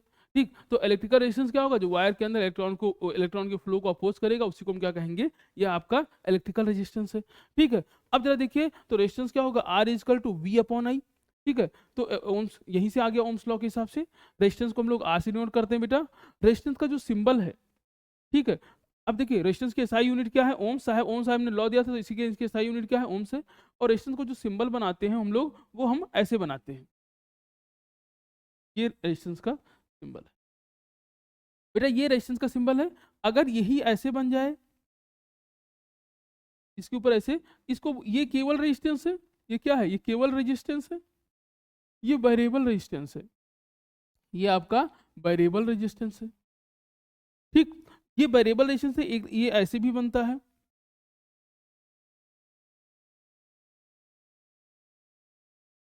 ये इस तरह भी बना सकते हैं, इस तरह भी, ये दोनों क्या है, वेरिएबल रेजिस्टेंस है। या रिहोस्टेट, इसको रिहोस्टेट भी बोलते हैं। ये जो है, ये जॉकी, इसको जॉकी बोलते हैं, जो स्लाइडिंग है। ठीक है, ये आपका जॉकी है। ठीक है, ये वेरिएबल रेजिस्टेंस है, और ये दोनों वेरिएबल है, ये क्या है, कांस्टेंट रेजिस्टेंस है। तो इस तरह बनेगा तो कांस्टेंट रेजिस्टेंस है, इस तरह बनेगा तो वेरिएबल रेजिस्टेंस है। अब जरा एक बात समझो कि रेजिस्टेंस क्या है, इलेक्ट्रॉन को अपोज कर रहा है, चार्ज को अपोज कर रहा है, तो जिसमें रेजिस्टेंस ज्यादा होगा वो उतना ज्यादा अपोज करेगा, तो करंट क्या होगी, उसमें कम होगी। यानी रेजिस्टेंस ज्यादा है तो करंट क्या होगा, कम होगा, और रेजिस्टेंस कम है तो करंट क्या होगा, ज्यादा होगा। अब इसका अगर प्रैक्टिकल समझो, तो ये आपके घर में जो जो आपके कमरे में जो पंखा लगा है, उसमें जो उसका स्पीड कंट्रोलर है, वो है क्या, वो यही वेरिएबल रेजिस्टेंस है। वो क्या है, ये वेरिएबल रेजिस्टेंस है। ठीक है, कैसे, आप देखो, जैसे आप उसको जब 4 नंबर पे करते तो पंखा तेज चल रहा है, इसका मतलब क्या है कि 4 नंबर पे करने पे रेजिस्टेंस कम हो गया, रेजिस्टेंस कम होगा तो करंट क्या हो जाएगी, ज्यादा हो जाएगी। तो करंट ज्यादा होगी तो पंखा आपका क्या करेगा, तेज चलेगा। और जब आपने उसको 1 नंबर पे करा तो रेजिस्टेंस क्या हो गया, ज्यादा हो गया। तो 1 नंबर पे रेजिस्टेंस ज्यादा, तो पंखा क्या हो रहा है, धीमे चल रहा है, क्योंकि करंट क्या हो गई, कम जा रही है। यानी रेजिस्टेंस किसको कंट्रोल करता है, करंट को। तो याद रखना क्या है कि आर जो होगा, आर आर रेजिस्टेंस, वो क्या है, इनवर्सली प्रोपोर्शनल टू क्या है, आई है। तो रेजिस्टेंस किस पे, ठीक है, रेजिस्टेंस किसको कंट्रोल कर रहा है, करंट को। यहाँ एक बात याद रखिएगा जो बहुत इंपॉर्टेंट है, कि रेजिस्टेंस की वजह से करंट को कम ज्यादा किया जा सकता है, लेकिन करंट की वजह से रेजिस्टेंस को कम ज्यादा नहीं किया जा सकता।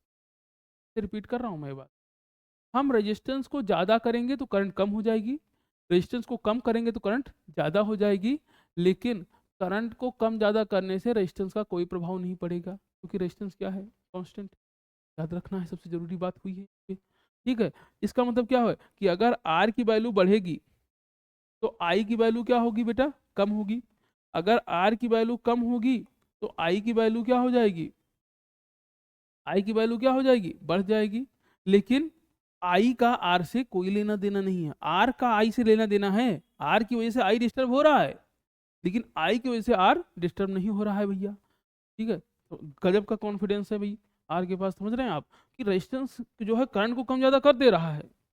ठीक है, लेकिन करंट चाहे तो रेजिस्टेंस का कुछ नहीं बिगाड़ सकती है, भोकाल है। खैर, ये हो गया।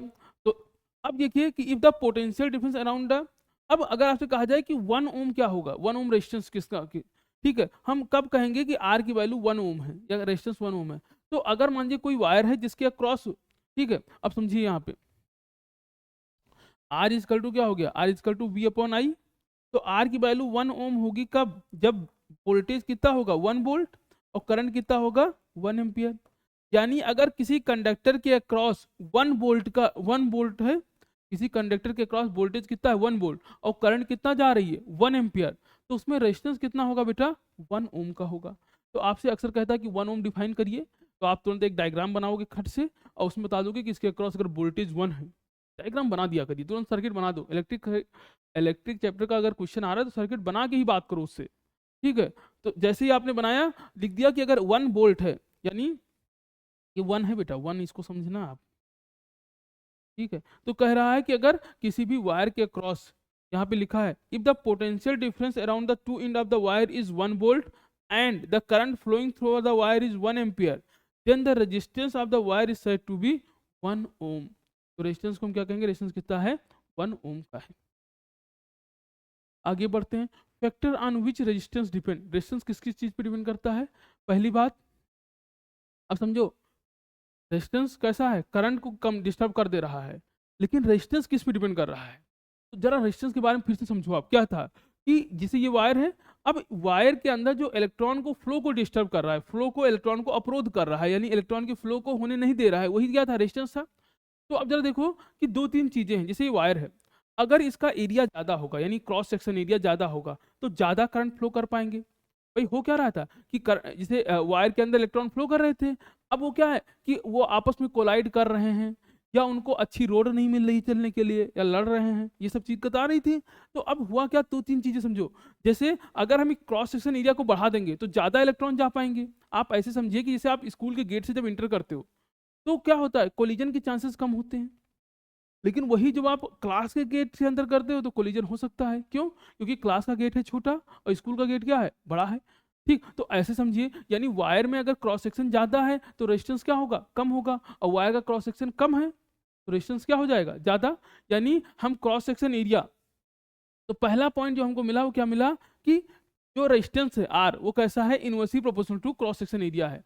तो आर आपका जो है वो इनवर्सली प्रोपोर्शनल है क्रॉस सेक्शन एरिया के, यानी एरिया को बढ़ाएंगे। अगर आपने एरिया को बढ़ाया, अगर आपने एरिया, क्रॉस सेक्शन एरिया, याद रखिए एरिया कौन सा है, ये क्रॉस सेक्शन एरिया है, क्रॉस सेक्शन। क्रॉस सेक्शन क्या होता है, इसे ये वायर है तो इसका जो ये वाला पोर्शन है, ये वाला बेटा, ये वायर है, इसका जो इधर का पोर्शन है ये वाला, ठीक है, ये, ठीक। तो इसी को हम क्या कहेंगे, ये वायर है, इसका जो इधर का पोर्शन है, इस पूरे, इसको पूरे को क्रॉस सेक्शन नहीं कहेंगे, ये वायर है तो इसको आप क्रॉस सेक्शन कहोगे, ठीक। तो यानी तो क्रॉस सेक्शन एरिया, तो एरिया बढ़ाने पर, अगर हम एरिया को बढ़ा रहे हैं क्रॉस सेक्शन को, तो रेजिस्टेंस क्या हो जाएगा आपका, रेजिस्टेंस कम हो जाएगा, रेजिस्टेंस कम होगा। दूसरा, अगर एरिया को कम करोगे, यानी वायर के एरिया को कम करोगे, तो रेजिस्टेंस क्या हो जाएगा, ठीक है, रेजिस्टेंस क्या हो जाएगा, ठीक। तो एरिया बढ़ाएंगे हम लोग तो रेजिस्टेंस कम होगा, और एरिया को कम करेंगे तो रेजिस्टेंस क्या हो जाएगा, ठीक है, रेजिस्टेंस आपका बढ़ जाएगा। शायद थोड़ा सा उल्टा बता दिया है एक बार उसको, ठीक। यानी एरिया अगर ज़्यादा है, ठीक, तो रेजिस्टेंस क्या होगा, कम होगा, और एरिया कम है तो रेजिस्टेंस क्या हो जाएगा, ज़्यादा, ठीक है। सॉरी, जो हमने बताया सही बताया है। फिर आगे बढ़ते हैं। दूसरा क्या है, directive proportional length of wire. Length of wire का मतलब क्या है कि जैसे ये वायर है, अब करंट को अगर यहाँ से यहीं तक चलना पड़े, यहाँ से यहाँ तक ही चलना पड़े, तो रेजिस्टेंस क्योंकि इतना ही चलेगा तो इलेक्ट्रॉन को इतनी मेहनत करनी पड़ेगी।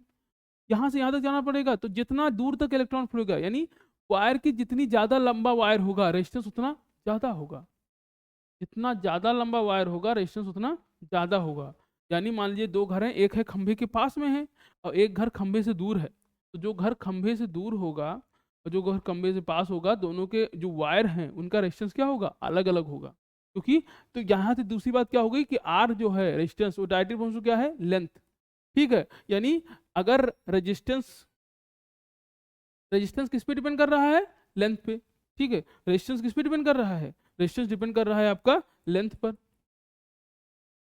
ठीक। तो रेजिस्टेंस किस पे डिपेंड कर रहा है, लेंथ पे, ठीक। यहाँ पे याद रखिएगा कि अगर लेंथ को बढ़ाएंगे आप, अगर हम लेंथ को इंक्रीज करेंगे तो रेजिस्टेंस भी क्या करेगा, इंक्रीज होगा, तो रेजिस्टेंस भी इंक्रीज करेगा। और अगर लेंथ को आप कम करोगे, अगर हम लोग लेंथ को कम करेंगे बेटा, तो रेजिस्टेंस भी क्या होगा, कम होगा। तो बात, यानी पहली बात क्या थी कि रेजिस्टेंस इनवर्सली प्रोपोर्शनल टू क्या है, एरिया, क्रॉस सेक्शन एरिया है, और रेजिस्टेंस डायरेक्टली प्रोपोर्शनल टू क्या है, लेंथ है। लेंथ बढ़ाओगे रेजिस्टेंस बढ़ेगा, लेंथ कम करोगे रेजिस्टेंस कम होगा, ठीक है।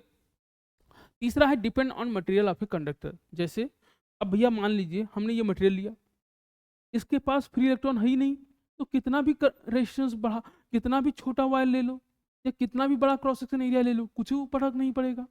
समझ रहे हैं आप? भैया अगर इसके पास फ्री इलेक्ट्रॉन ही नहीं है, यानी क्या डिपेंड कर रहा है यहाँ पे? डिपेंड कर रहा है कि मटेरियल कैसा है, जितना ज़्यादा फ्री इलेक्ट्रॉन होंगे या इलेक्ट्रॉन के चलने का रास्ता कितना स्मूथ है। समझ रहे हैं आप? अगर बेसिक बात में बात किया जाए, ठीक है, बेसिक टर्म में, तो यानी बेसिकली है क्या इसमें कि अगर रास्ता अच्छा है, यानी अगर फ्री इलेक्ट्रॉन है और उनको चलने का जो पाथ है वो अच्छा है साथ में, तो हम कहेंगे यानी ये चीज़ किस पे डिपेंड कर रही है? मटेरियल कैसा है। जैसे सिल्वर है, सिल्वर के अंदर क्या है कि फ्री इलेक्ट्रॉन ज़्यादा है प्लस स्मूथ है, ठीक है। कॉपर में भी यही है, लेकिन अगर आप आयरन उठा लो तो वहाँ थोड़ा सा कम हो जाएगा रेजिस्टेंस उसका, ठीक है, क्योंकि उसमें फ्लो करना इतना आसान नहीं है। तो सिंपल सी बात है, यहाँ से क्या समझ में आ गया कि मटेरियल कैसा है, जितना अच्छा मटेरियल होगा करंट उतनी आसानी से उतनी ज़्यादा फ्लो करेगी। तो मटेरियल बहुत डिपेंड कर रहा है कि मटेरियल कैसा है, इस पे करंट का फ्लो डिपेंड कर रहा है, ठीक है। तो पहला क्या आ गया? आर आपका डायरेक्टिव पोटेंशियल कैसे आ गया? पहला है R directive potential, length of a conductor, length है बेटा।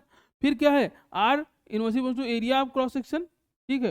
तो तीन चीज है, आर आपका डायरेक्टिव पोटेंशियल क्या है? Length of a conductor. फिर आर आपका डायरेक्टिव पोटेंशियल क्या है? इनवर्सिव पोटेंशियल एरिया के। अगर दोनों को आपने ऐड किया, साथ में लिख दिया, तो हम लिख सकते हैं R directive potential L upon A. बेटा ये हटेगा तो कांस्टेंट आ जाएगा, तो कांस्टेंट क्या आ गया? रो। उस कांस्टेंट को किससे रिपीट किया? Rho. Rho R is to rho L upon A. बेटा यहाँ पे रो क्या है? तो रो को कहा गया, ये क्या है? यही है मटेरियल। वेयर रो मटेरियल के ऊपर डिपेंड कर रहा है रो, तो where rho is the constant proportional to is called resistivity. The material of a conductor and इस एसआई यूनिट क्या है? ओम मीटर है। तो रो क्या है बेटा? रेजिस्टिविटी है, और इसकी एसआई यूनिट क्या है? ओम मीटर है। एक बात और समझिए यहाँ पे, जैसे मान लीजिए आपने वायर को छोटा किया, बड़ा किया, छोटा करने पे लेंथ कम होगा, ठीक है, तो रेजिस्टेंस कम हो जाएगा। वायर को मोटा कर दिया, पतला कर दिया, उससे एरिया की वजह से रेजिस्टेंस कम होगा। लेकिन चूंकि वायर का मटेरियल चेंज नहीं हो रहा है, इसलिए रेजिस्टिविटी चेंज नहीं होगी। यानी वायर छोटा करो, बड़ा करो, मोटा करो, जो भी करो, लेकिन उसकी रेजिस्टिविटी तभी चेंज होगी जब वायर चेंज करो। समझ रहे हैं आप? तो जब वायर को चेंज करेंगे तभी रेजिस्टिविटी चेंज होगी, ऐसे चेंज नहीं होगी, ठीक है। तो वायर का जो रेजिस्टिविटी, यानी रेजिस्टिविटी किस पे डिपेंड कर रहा है? तो रेजिस्टिविटी मटेरियल पे डिपेंड कर रहा है, और जब वायर बदलेगा तभी रेजिस्टिविटी बदलेगी। यानी आपने एक बार डिसीजन ले लिया घर में कॉपर वायर लगाएंगे, ठीक है, तो आपके घर की रेजिस्टिविटी फिक्स कर दी। अगर आप एल्युमिनियम वायर लगाओगे तो एल्युमिनियम वायर की वजह से रेजिस्टिविटी फिक्स हो जाएगी, ठीक। तो रेजिस्टिविटी कभी चेंज होगा जब मटेरियल चेंज होगा, याद रखना, ठीक है। कंडक्टर का जो रेजिस्टेंस होता है बेटा, conductor like a metal and alloy have है, तो कंडक्टर जो की रेजिस्टिविटी जो होती है ये होती है। इंसुलेटर की देखिए रेजिस्टिविटी कितनी ज्यादा है, सेमी कंडक्टर की जो रेजिस्टिविटी होती है इनके बीच में होती है, ठीक है।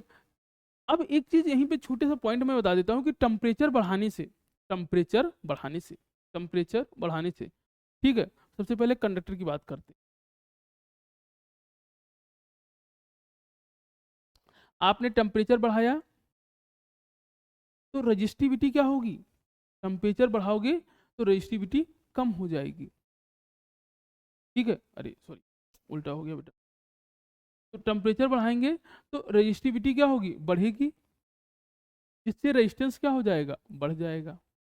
अगर टेम्परेचर को कम करेंगे बेटा तो रजिस्टिविटी क्या होगी? कम होगी, और रेजिस्टेंस भी क्या होगा? कम हो जाएगा। अगर हम इंसुलेटर की बारे में बात करें, इंसुलेटर के बारे में बात कर रहे हैं बेटा, तो इंसुलेटर में क्या होगा? टेम्परेचर आप बढ़ाओगे तो रजिस्टिविटी क्या होगी? क्या होगी? कम होगी, ठीक है। टेम्परेचर बढ़ाने से रेजिस्टिविटी क्या होगी, और इसका रेजिस्टेंस क्या हो जाएगा? कम हो जाएगा। बड़ा जादू है। और यहाँ टेम्परेचर को कम करेंगे तो रेजिस्टिविटी क्या हो जाएगी? बढ़ जाएगी, और इसका रेजिस्टेंस भी क्या होगा? सॉरी उल्टा हो गया, तो रेजिस्टेंस यहाँ क्या होगा? बढ़ जाएगा। सेमीकंडक्टर में क्या है?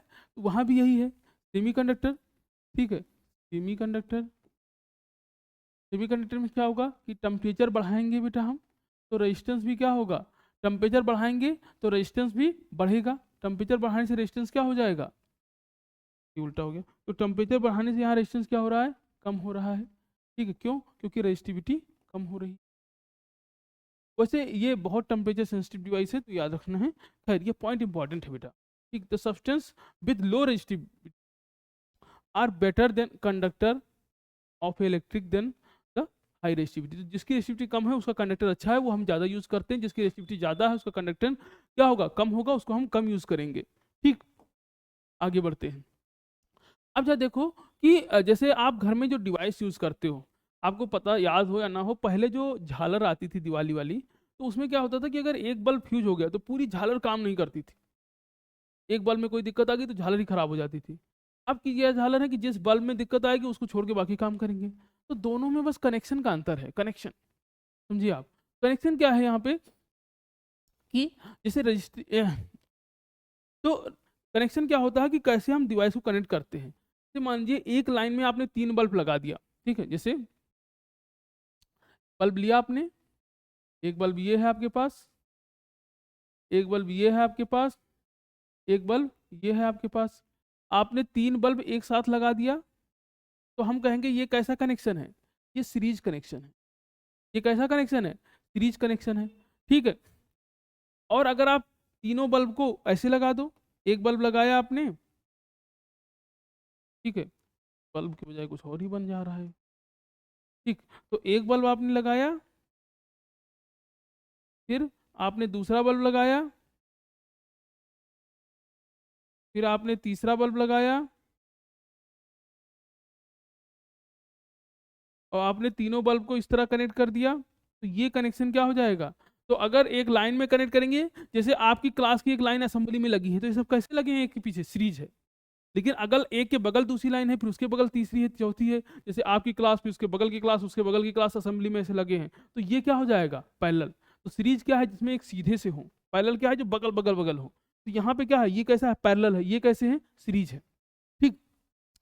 सबसे 2-3 बातें मैं आपको बताऊंगा सीरीज के लिए, बस उतना ही याद रखना है आपको, ठीक है। मुश्किल से 3 से 4 बातें, वही बात अगर आप याद रखोगे, समझे, काम बन गया। तो सीरीज में अगर आपसे कहा जाए इक्विवेलेंट रेजिस्टेंस क्या होता है, equivalent resistance, total equivalent resistance को कहते हैं टोटल रेजिस्टेंस। तो सीरीज में जितने भी रेजिस्टेंस हैं उनको सम कर लीजिए, ठीक है। यानी R1 plus R2 plus R3, ये क्या हो जाएगा, ये इक्विवेलेंट रेजिस्टेंस हो जाएंगे सीरीज के, ठीक है। तो सीरीज के इक्विवेलेंट रेजिस्टेंस क्या है, R1 R2 R3 and so on. जितने भी रेजिस्टेंस लगे हैं, जैसे इसके लिए निकालना है, तो इसके लिए क्या हो जाएगा, इसके लिए हो जाएगा R इक्विवेलेंट इक्वल टू, इसमें 3 रेजिस्टेंस है तो इसमें क्या हो जाएगा, R1 plus R2 plus R3, ठीक। ये क्या हो जाएगा, इसका इक्विवेलेंट रेजिस्टेंस हो जाएगा। तो पहली चीज सीरीज में हो गई। दूसरा पॉइंट क्या है कि जब भी सीरीज कनेक्शन होगा तो रेजिस्टेंस क्या होगा, इंक्रीज करेगा। रेजिस्टेंस क्या हो जाएगा सीरीज कनेक्शन में, तो सीरीज कनेक्शन में रेजिस्टेंस आपका इंक्रीज कर जाएगा, क्योंकि आप देख रहे हो कि इनका सबका सम हो रहा है, तो रेजिस्टेंस तो इंक्रीज कर ही रहा है। तो सीरीज कनेक्शन में रेजिस्टेंस इंक्रीज करेगा। अगर रेजिस्टेंस इंक्रीज करेगा तो कम क्या होगा, करंट, तो करंट क्या हो जाएगी, कम हो जाएगी, ठीक है। दूसरा, जब भी कोई चीज सीरीज कनेक्शन में लगेंगे तो सभी डिवाइस के पास जो करंट होगा वो बराबर होगा। यानी आप ये सोचो कि जैसे यहाँ ये बैटरी है आपकी, यहाँ से करंट निकली, अब इस करंट के पास जो करंट इस रेजिस्टेंस के अंदर जाएगी बेटा, वही करंट इसमें जाएगी, वही करंट इसमें जाएगी, वही करंट इसमें जाएगी, और वही करंट वापस आ जाएगी।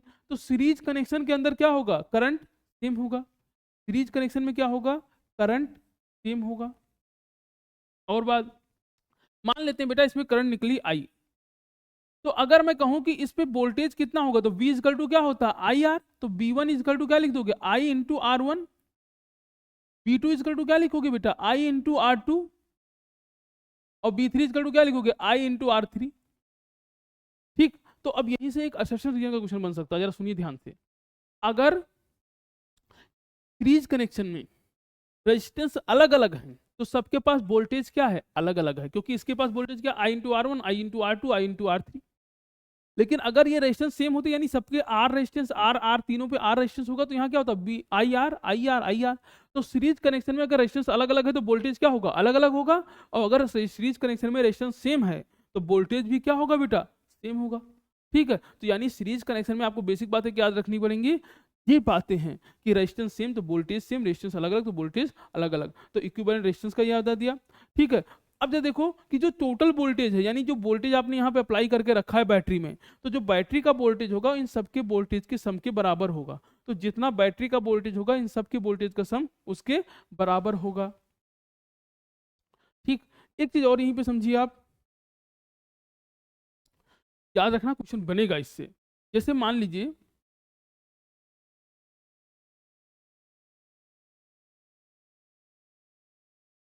ये आपके सीरीज में कनेक्टेड है, ठीक, ये सीरीज में कनेक्शन है, इसका रेजिस्टेंस है बेटा R1, इसका रेजिस्टेंस है R2, इसका रेजिस्टेंस है R3। तो टोटल रेजिस्टेंस कितना हो गया, R इक्विवेलेंट, ये हो गया R1 plus R2 plus R3, हो गया ना, ठीक। अगर ये तीनों रेजिस्टेंस बराबर हो, अगर ये तीनों रेजिस्टेंस बराबर हो, R1 equal to R2 equal to R3, तो अब क्या कह दोगे, अब आप R इक्विवेलेंट कितना बताओगे, ये कितना है R प्लस R, भाई क्या किया हमने, इसकी जगह R लिख दिया, इसकी जगह R रख दिया, क्योंकि तीनों क्या है रेजिस्टेंस, तीनों रेजिस्टेंस किसके बराबर हैं, एक R के बराबर है। तो अगर तीनों रेजिस्टेंस बराबर है तो हम क्या किया, R1 की वैल्यू भी R के बराबर, R2 की वैल्यू भी R के बराबर, R3 की वैल्यू भी R के बराबर। तो बेटा अब R इक्विवेलेंट कितना आ गया, तो बेटा R इक्विवेलेंट कितना आ गया, 3R। मान लीजिए ऐसे 10 रेजिस्टेंस लगे होते तो कितना हो जाएगा, 10R। अगर 10, यानी अब समझो यहाँ पे क्वेश्चन कि अगर मान लीजिए सीरीज में, अगर सीरीज में कितने भी रेजिस्टेंस लगते जा रहे हैं, कितने भी रेजिस्टेंस लगते जा रहे हैं, कितने भी रेजिस्टेंस लगते जा रहे हो, ठीक है, ये R1 है, ठीक है, R, तो सीरीज में कितने भी रेजिस्टेंस लगने जा रहे हो, ठीक। अगर वो 1 2 3 4 है, यानी अगर ये R1 है, R2 है, R3 है, R4 है, ये Rn है, तो अगर ये कैसे होंगे, अगर ये इक्विवेलेंट निकाले जाएंगे तो कैसे निकाले जाएंगे बेटा, R1 प्लस R2, ये बैटरी है आपकी, याद रखिएगा ये बैटरी है, तो R1 plus R2 plus R3 dot dot Rn, ऐसे हो जाएगा। लेकिन अगर सारे रेजिस्टेंस बराबर हो, यानी R1 R2 R3 dot dot Rn सब क्या है, R के बराबर है, इक्विवेलेंट सब R हैं, सब रेजिस्टेंस क्या है, सेम है, यानी यहाँ भी R है, यहाँ भी R है, यहाँ भी R है, सब R है, तो अब क्या हो जाएगा, अब अगर R इक्विवेलेंट निकालना है, ठीक है, यानी आपसे क्या कहा, R1 equal to R2 equal to R3 equal to R, सब R के बराबर हैं। तो अब क्या हो जाएगा बेटा, इसके पास कितना R, 2R, इसको जोड़ेंगे 2R, ये क्या 3R, तो कितने R हैं, NR है, तो क्या हो जाएगा NR। बहुत इंपॉर्टेंट बात है, यानी अगर n नंबर रेजिस्टेंस सीरीज में कनेक्टेड है और सब रेजिस्टेंस सेम है, तो इक्विवेलेंट रेजिस्टेंस कितना हो जाएगा उसका, NR हो जाएगा, ठीक है, यानी n इंटू आर। जैसे 100 रेजिस्टेंस लगे हैं सीरीज में तो 100R हो गया, 1000 लगे 1000, 1 लाख लगे 1 लाख R, तो जितने रेजिस्टेंस सीरीज में लगे हैं उतना R हो जाएगा, ठीक। अब जरा देखिए, अब बात करते हैं पैरेलल में।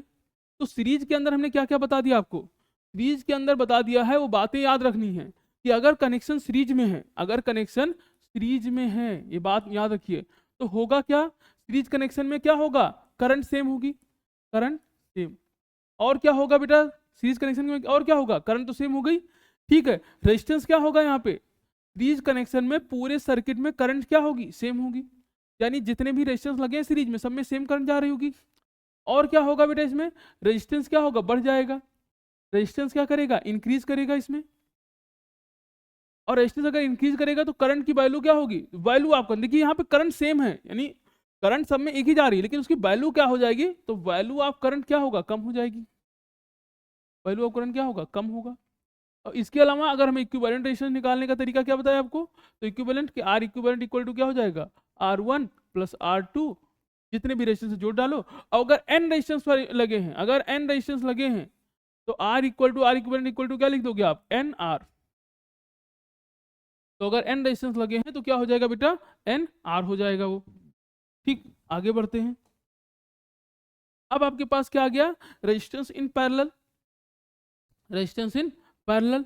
अब रेजिस्टेंस अगर पैरेलल में है तो क्या होगा, ठीक, मैंने आपको सीरीज के लिए सारी बातें बता दी, पैरेलल के लिए, पैरेलल का मतलब क्या है, मैंने आपसे बताया कि अगर एक के बगल में एक, जैसे एक रेजिस्टेंस 2 3, ठीक है, तो अब देखो यहाँ पे जो होगा, वहां आपने देखा होगा अगर, ठीक, तो इन सबको मिला के जो टोटल वोल्टेज हो क्या है, V है, और ये किसके बराबर है, B1 plus B2 plus B3। यहाँ आप क्या देख रहे हो, यहाँ आप क्या देखो, इसमें सब में रेजिस्टेंस क्या थे, अलग अलग थे, वोल्टेज भी तब क्या हो गया, अलग अलग हो गया, ठीक। अब यहां देखो पैरेलल में, तो पैरेलल में क्या है बेटा, सबके बगल में लगा है ये वोल्टेज, तो अब वोल्टेज क्या होगा सब में, सेम होगा, क्योंकि सबका वोल्टेज क्या है, इसका भी वोल्टेज भी है, इसका भी है, भाई वोल्टमीटर वोल्टेज मेजर करेगा, तो इन तीनों का वोल्टेज क्या हो जाएगा, V। तो यहीं से एक बात गांठ लिया, हम गांठ बांध लो कि सीरीज कनेक्शन में क्या सेम है, करंट। सभी रेजिस्टेंस में करंट क्या होगा, सेम हो जाएगा।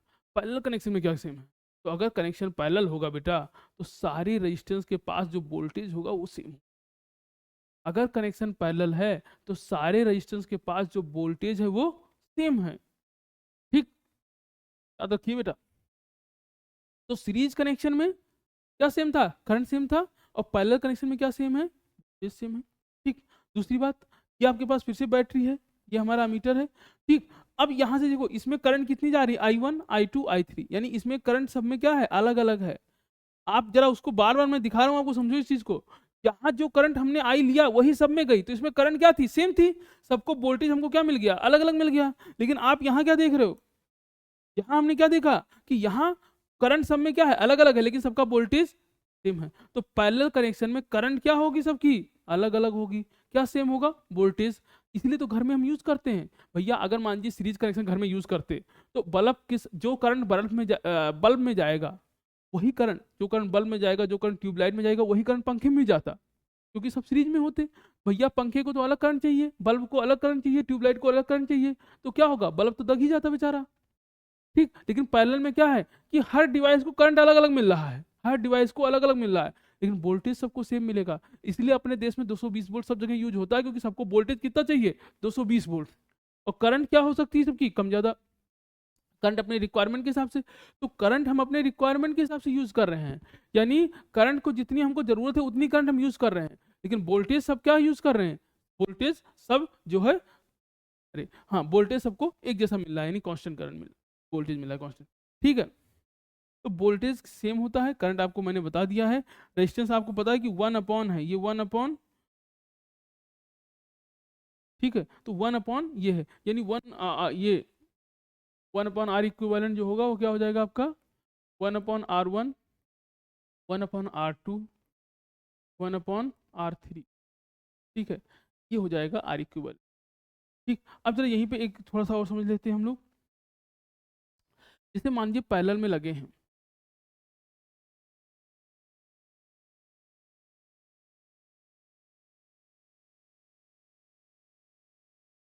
ये आपके पास पैरेलल में है बेटा। ऐसे मान लिया कि हमने n रेजिस्टेंस लगे होंगे। ठीक है, ऐसे हमने मान लिया कि n रेजिस्टेंस, ऐसे आपके n रेजिस्टेंस पैरेलल में लगे हैं। ठीक,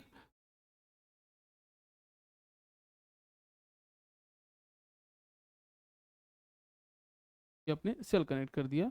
ठीक है, तो हमने मान लिया कि यहाँ पे n रेजिस्टेंस हमने ऐसे लगा के रखे हैं, ये आपके सेल लगे हैं। ठीक, ये आपका R1 है, ये R2 है, ये R3 है, ये R4 है, Rn। तो अगर हमें इसको पैरेलल में निकालना होगा, तो पैरेलल में क्या हो जाएगा, 1 upon R equivalent equal to बेटा क्या लिख दोगे आप, तो 1 अपॉन R1, 1 अपॉन R2, ये सारे MCQ में पूछे गए हैं, plus 1 upon R3, dot dot dot, क्या लिखेंगे बेटा, 1 अपॉन Rn। अब अगर मान लेते हैं, यहाँ भी वही लेते हैं कि R1 equal to R2 equal to R3 equal to R4 equal to, सब क्या है, बराबर हैं, equal to Rn equal to R, यानी सारे रेजिस्टेंस क्या है, सेम है। अगर सारे रेजिस्टेंस सेम हो गए तो 1 अपॉन R इक्विवेलेंट कितना आ जाएगा बेटा, तो ये क्या हो जाएगा, 1 upon R plus 1 upon R plus 1 upon R, और ये क्या हो जाएगा, n/R है। ठीक, 1 अपॉन R, यहाँ भी n तक हो जाएगा। तो हम इसको क्या करेंगे, अगर n तक है तो ये जुड़ जाएगा, और 1 अपॉन R इक्विवेलेंट कितना हो जाएगा बेटा, n/R। समझो, सीरीज में क्या हुआ था, सीरीज में क्या हुआ था, n×R हुआ था, पैरेलल में क्या हो गया, n/R हो गया। अब जैसे मान लीजिए आपसे कहा जाए कि तीन तीन रेजिस्टेंस हैं और तीनों बराबर हैं, यहीं पे देखो क्वेश्चन याद रखिएगा, जैसे 3 रेजिस्टेंस हैं, अगर इनको सीरीज में कनेक्ट करोगे, सीरीज में, तो इक्विवेलेंट रेजिस्टेंस कितना हो जाएगा, 3R। 3 रेजिस्टेंस है, तीनों को सीरीज में कनेक्ट किया, कितने आ गए, 3R। अगर 3 रेजिस्टेंस है, इक्विवेलेंट याद रखिएगा, तीनों रेजिस्टेंस बराबर हैं, 3 रेजिस्टेंस हैं और इनको पैरेलल में कनेक्ट कर दिया आपने, तो ये कितना आ जाएगा, तो 1 upon R equivalent equal to कितना आ जाएगा बेटा, n/R। अगर हम इसको पलट दें यानी आर इक्विवेलेंट निकालें तो क्या हो जाएगा, R upon n upon R है, तो यहाँ पे ठीक है, यहाँ हो जाएगा आपका 3/r, तो ये पलट देंगे तो क्या हो जाएगा, r/3।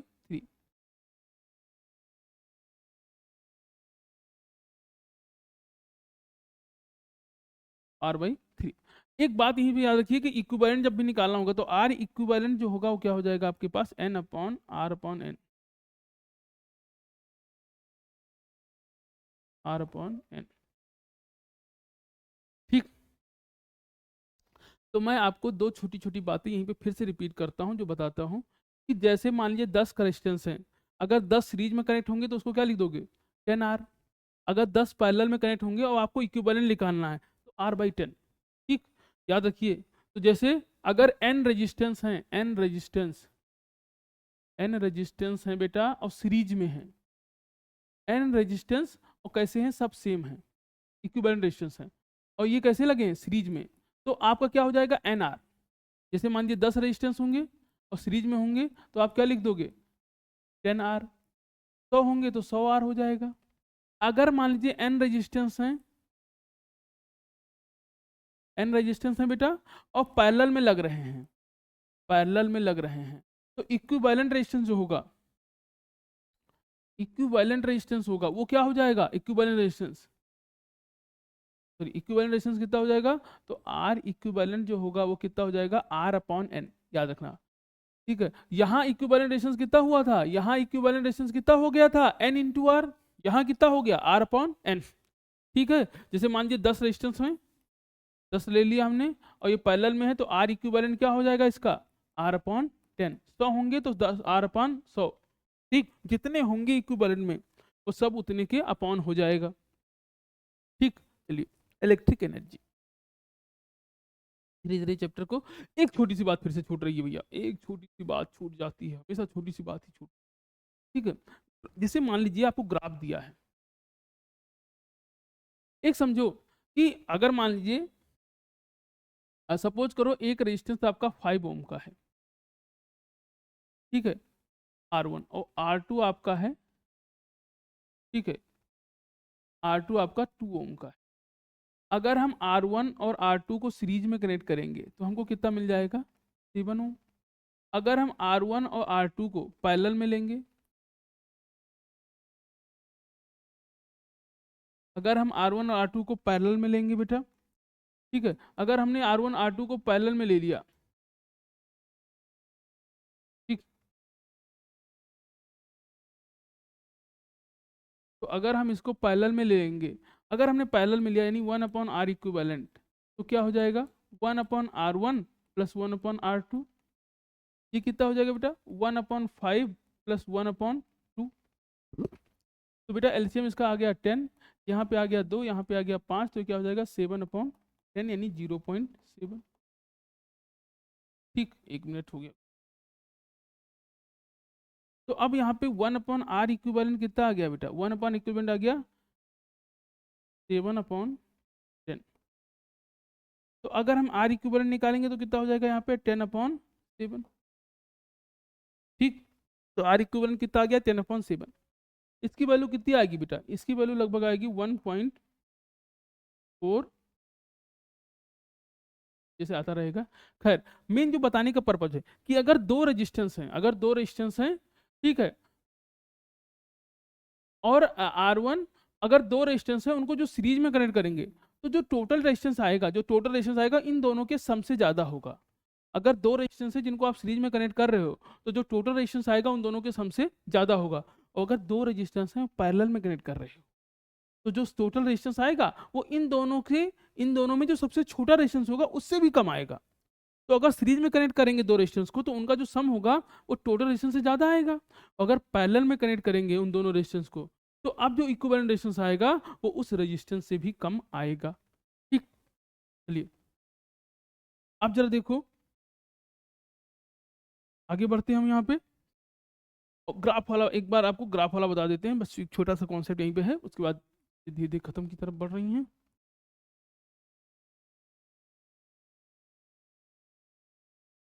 आपको मैं बता चुका हूँ कि दोनों रेजिस्टेंस सेम है, यानी ये सॉरी दोनों अलग, मतलब सपोज करो दो वायर हैं, ठीक है, एक वायर है ए, एक वायर है बी, ठीक है, और इसका जो है ग्राफ बनाया गया। आपसे पूछेगा कि बताइए इसमें किसका रेजिस्टेंस ज़्यादा है, इसका रेजिस्टेंस ज़्यादा है। तो अब आपको ट्रिक बताता हूँ मैं, केवल ट्रिक से काम चलिए। अब समय चला गया, ठीक है, कॉन्सेप्ट का, ठीक। तो अब याद, जैसे आपसे पूछे किसका रेजिस्टेंस ज़्यादा है, तो जो बी के पास में है, जो बी के पास में है रेजिस्टेंस उसी का ज़्यादा होगा, ठीक है, जो बी के पास में है रेजिस्टेंस उसी का ज़्यादा होगा, ठीक है। यानी हम किसका रेजिस्टेंस ज़्यादा है, तो resistance of B is greater than resistance of A. कोई दिक्कत नहीं होनी चाहिए, ठीक है। और छोटी सी बात देखिए, मान लीजिए हमने v को ऊपर ले लिया, i को नीचे ले लिया, और अब पूछा जा रहा है कि आप बताइए आप किसका ज़्यादा होगा।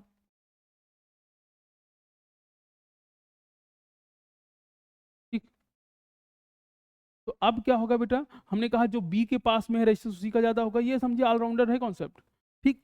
तो जो भी यानी यहाँ इसमें भी क्या होगा, resistance of A, resistance of A greater than resistance of B, resistance of A greater than resistance of B, ठीक है। तो यहाँ ए का रेजिस्टेंस बी से ज़्यादा है, और यहाँ भी क्या है, ए का रेजिस्टेंस बी से ज़्यादा है। एक छोटी सी बात और समझते हैं,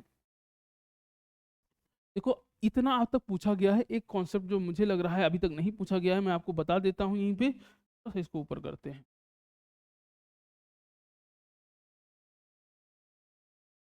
जैसे मान लीजिए आपके पास दो रेजिस्टेंस हैं, एक आपके पास है बेटा R1, एक है R2, ठीक। एक काम करिए, इसको ए और बी ले लेते, इसको जो है मान लेते हैं आपके पास ये है, ये ए है और ये बी है, किसका रेजिस्टेंस ज़्यादा होगा बेटा, तो ये पहले देखो वी और आई कहाँ है, तो इसका यानी रेजिस्टेंस ऑफ ए ज़्यादा होगा आर ए और आर बी। अब कॉन्सेप्ट देखिए कि कह रहा है, मान लीजिए आपसे कह दे कि जो जो रेजिस्टेंस हैं जो ए और बी हैं, अगर इनको सीरीज में कनेक्ट कर दें, अगर इनको सीरीज में कनेक्ट कर दें तो इनका ग्राफ कहाँ बनेगा, यानी जो नेक्स्ट ग्राफ बनेगा वो कहाँ बनेगा, तो जिसका रेजिस्टेंस ज़्यादा है, किसका ज़्यादा है, ए, और सीरीज में रेजिस्टेंस क्या होता है, बढ़ जाता है, तो अब जो नया ग्राफ बनेगा वो कहाँ बनेगा आपका, ऐसे बनेगा, ये नया ग्राफ बनेगा सीरीज। तो सीरीज वाला ग्राफ इससे ऊपर ही बनेगा, ये सीरीज वाला ग्राफ है। और अगर आपसे कहा जाए कि इन दोनों को पैरेलल में कनेक्ट कर दें तो अब ग्राफ कहाँ बनेगा, तो अब जो ग्राफ बनेगा वो ये बनेगा, ठीक। यानी अब जो आपका ग्राफ बन रहा है वो कैसा बन रहा है,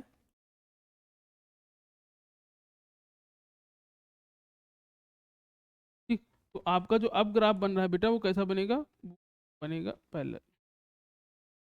तो पैरेलल वाला ग्राफ आपका ये है, ये वाला पैरेलल है। तो अगर दो रेजिस्टेंस हैं, दो रेजिस्टेंस हैं ए और बी, इनको सीरीज में कनेक्ट करोगे तो इनका ग्राफ इससे ऊपर चला जाएगा, दो रेजिस्टेंस अगर इन्हीं को है, अगर इनको पैरेलल में कनेक्ट करोगे तो इनका ग्राफ नीचे चला जाएगा, ठीक है। आगे बढ़ते हैं, अब एनर्जी की बात आ गई। तो आपने 9th क्लास में पढ़ा था कि एनर्जी क्या होता है, कैपेसिटी ऑफ डूइंग वर्क, आपके अंदर किसी काम करने की क्षमता है कि नहीं है, यही आपकी क्या है, एनर्जी है, ठीक है। तो अब यहाँ पे यानी एनर्जी, अगर आपको और चीजें याद हो तो हम जो वर्क है, कोई भी व्यक्ति जो काम करता है वही क्या है, उसकी एनर्जी है, ठीक। तो ऐसे हमने अभी छोटी देर पहले जो पोटेंशियल का फॉर्मूला पढ़ा था, तो पोटेंशियल इक्वल टू क्या पढ़ा आपने भैया, पोटेंशियल इक्वल टू आपने क्या पढ़ा है, पोटेंशियल इक्वल टू आपने पढ़ा कि work upon charge, work done upon charge. अब बेटा हमें वर्क ही क्या है, यहाँ पे एनर्जी है, वर्क ही एनर्जी है, तो क्यू को भेज दीजिए, तो वी इंटू क्यू, ठीक है। तो जो वर्क डन होगा, भाई कोई जितना भी काम करेगा उतना ही एनर्जी लगेगा, तो work done is equal to यानी डब्ल्यू क्यू इंटू वी, ठीक है। अब हमें पता है कि क्यू इज इक्वल टू क्या, वी इज, ठीक। एक मिनट, क्या हो रहा है भैया, ठीक। अब जब देखो आपको ये पता है, ठीक, आपको क्या पता है कि Q I is equal to क्या होता है, तो I is equal to Q by T, तो क्यू इक्वल टू क्या मिल जाएगा यहाँ पे, I into T, Q equal to I into T, ठीक है। तो क्यू की वैल्यू क्या है, आई इंटू टी के बराबर है। तो अगर हम क्यू की जगह, ये क्यू है, क्यू की जगह क्या लिख दिया, आई इंटू टी, तो क्यू की आई इंटू टी लिख दिया आपने, तो वी पहले से तो क्या होगा, V is equal to I into T. अब आप देखो ये लिख सकते हो, यानी ये भी क्या है आपका एनर्जी का फार्मूला है, और वी इजकल टू क्या होता है, आई आर, तो बी की जगह लिख दोगे तो क्या हो जाएगा, आई स्क्वायर आर। यानी एनर्जी का फार्मूला आपको क्या मिल गया, एनर्जी, एनर्जी का फॉर्मूला पहले मिल गया वी आई, ठीक है सॉरी, एनर्जी का फार्मूला आपको मिल गया, एनर्जी का फार्मूला आपको मिला है सबसे पहले V इंटू क्यू, फिर क्या मिला पी आई इंटू टी, और फिर क्या मिला है आपके पास आई स्क्वायर आर। बेटा एक और है, अगर ये तो हमने क्या किया है, ये तो हमने V की जगह क्या लिख दिया, हमने V की जगह क्या लिख दिया, यहाँ पे हमने V की जगह आई आर लिख दिया था। बेटा अगर आप चाहो तो इसी फार्मूले में आई की जगह क्या लिख सकते हो, V अपॉन आर। भाई आई की जगह क्या लिख सकते हैं हम लोग, V अपॉन आर, तो ये क्या बन जाएगा, ये हो जाएगा V स्क्वायर अपॉन आर, ठीक है।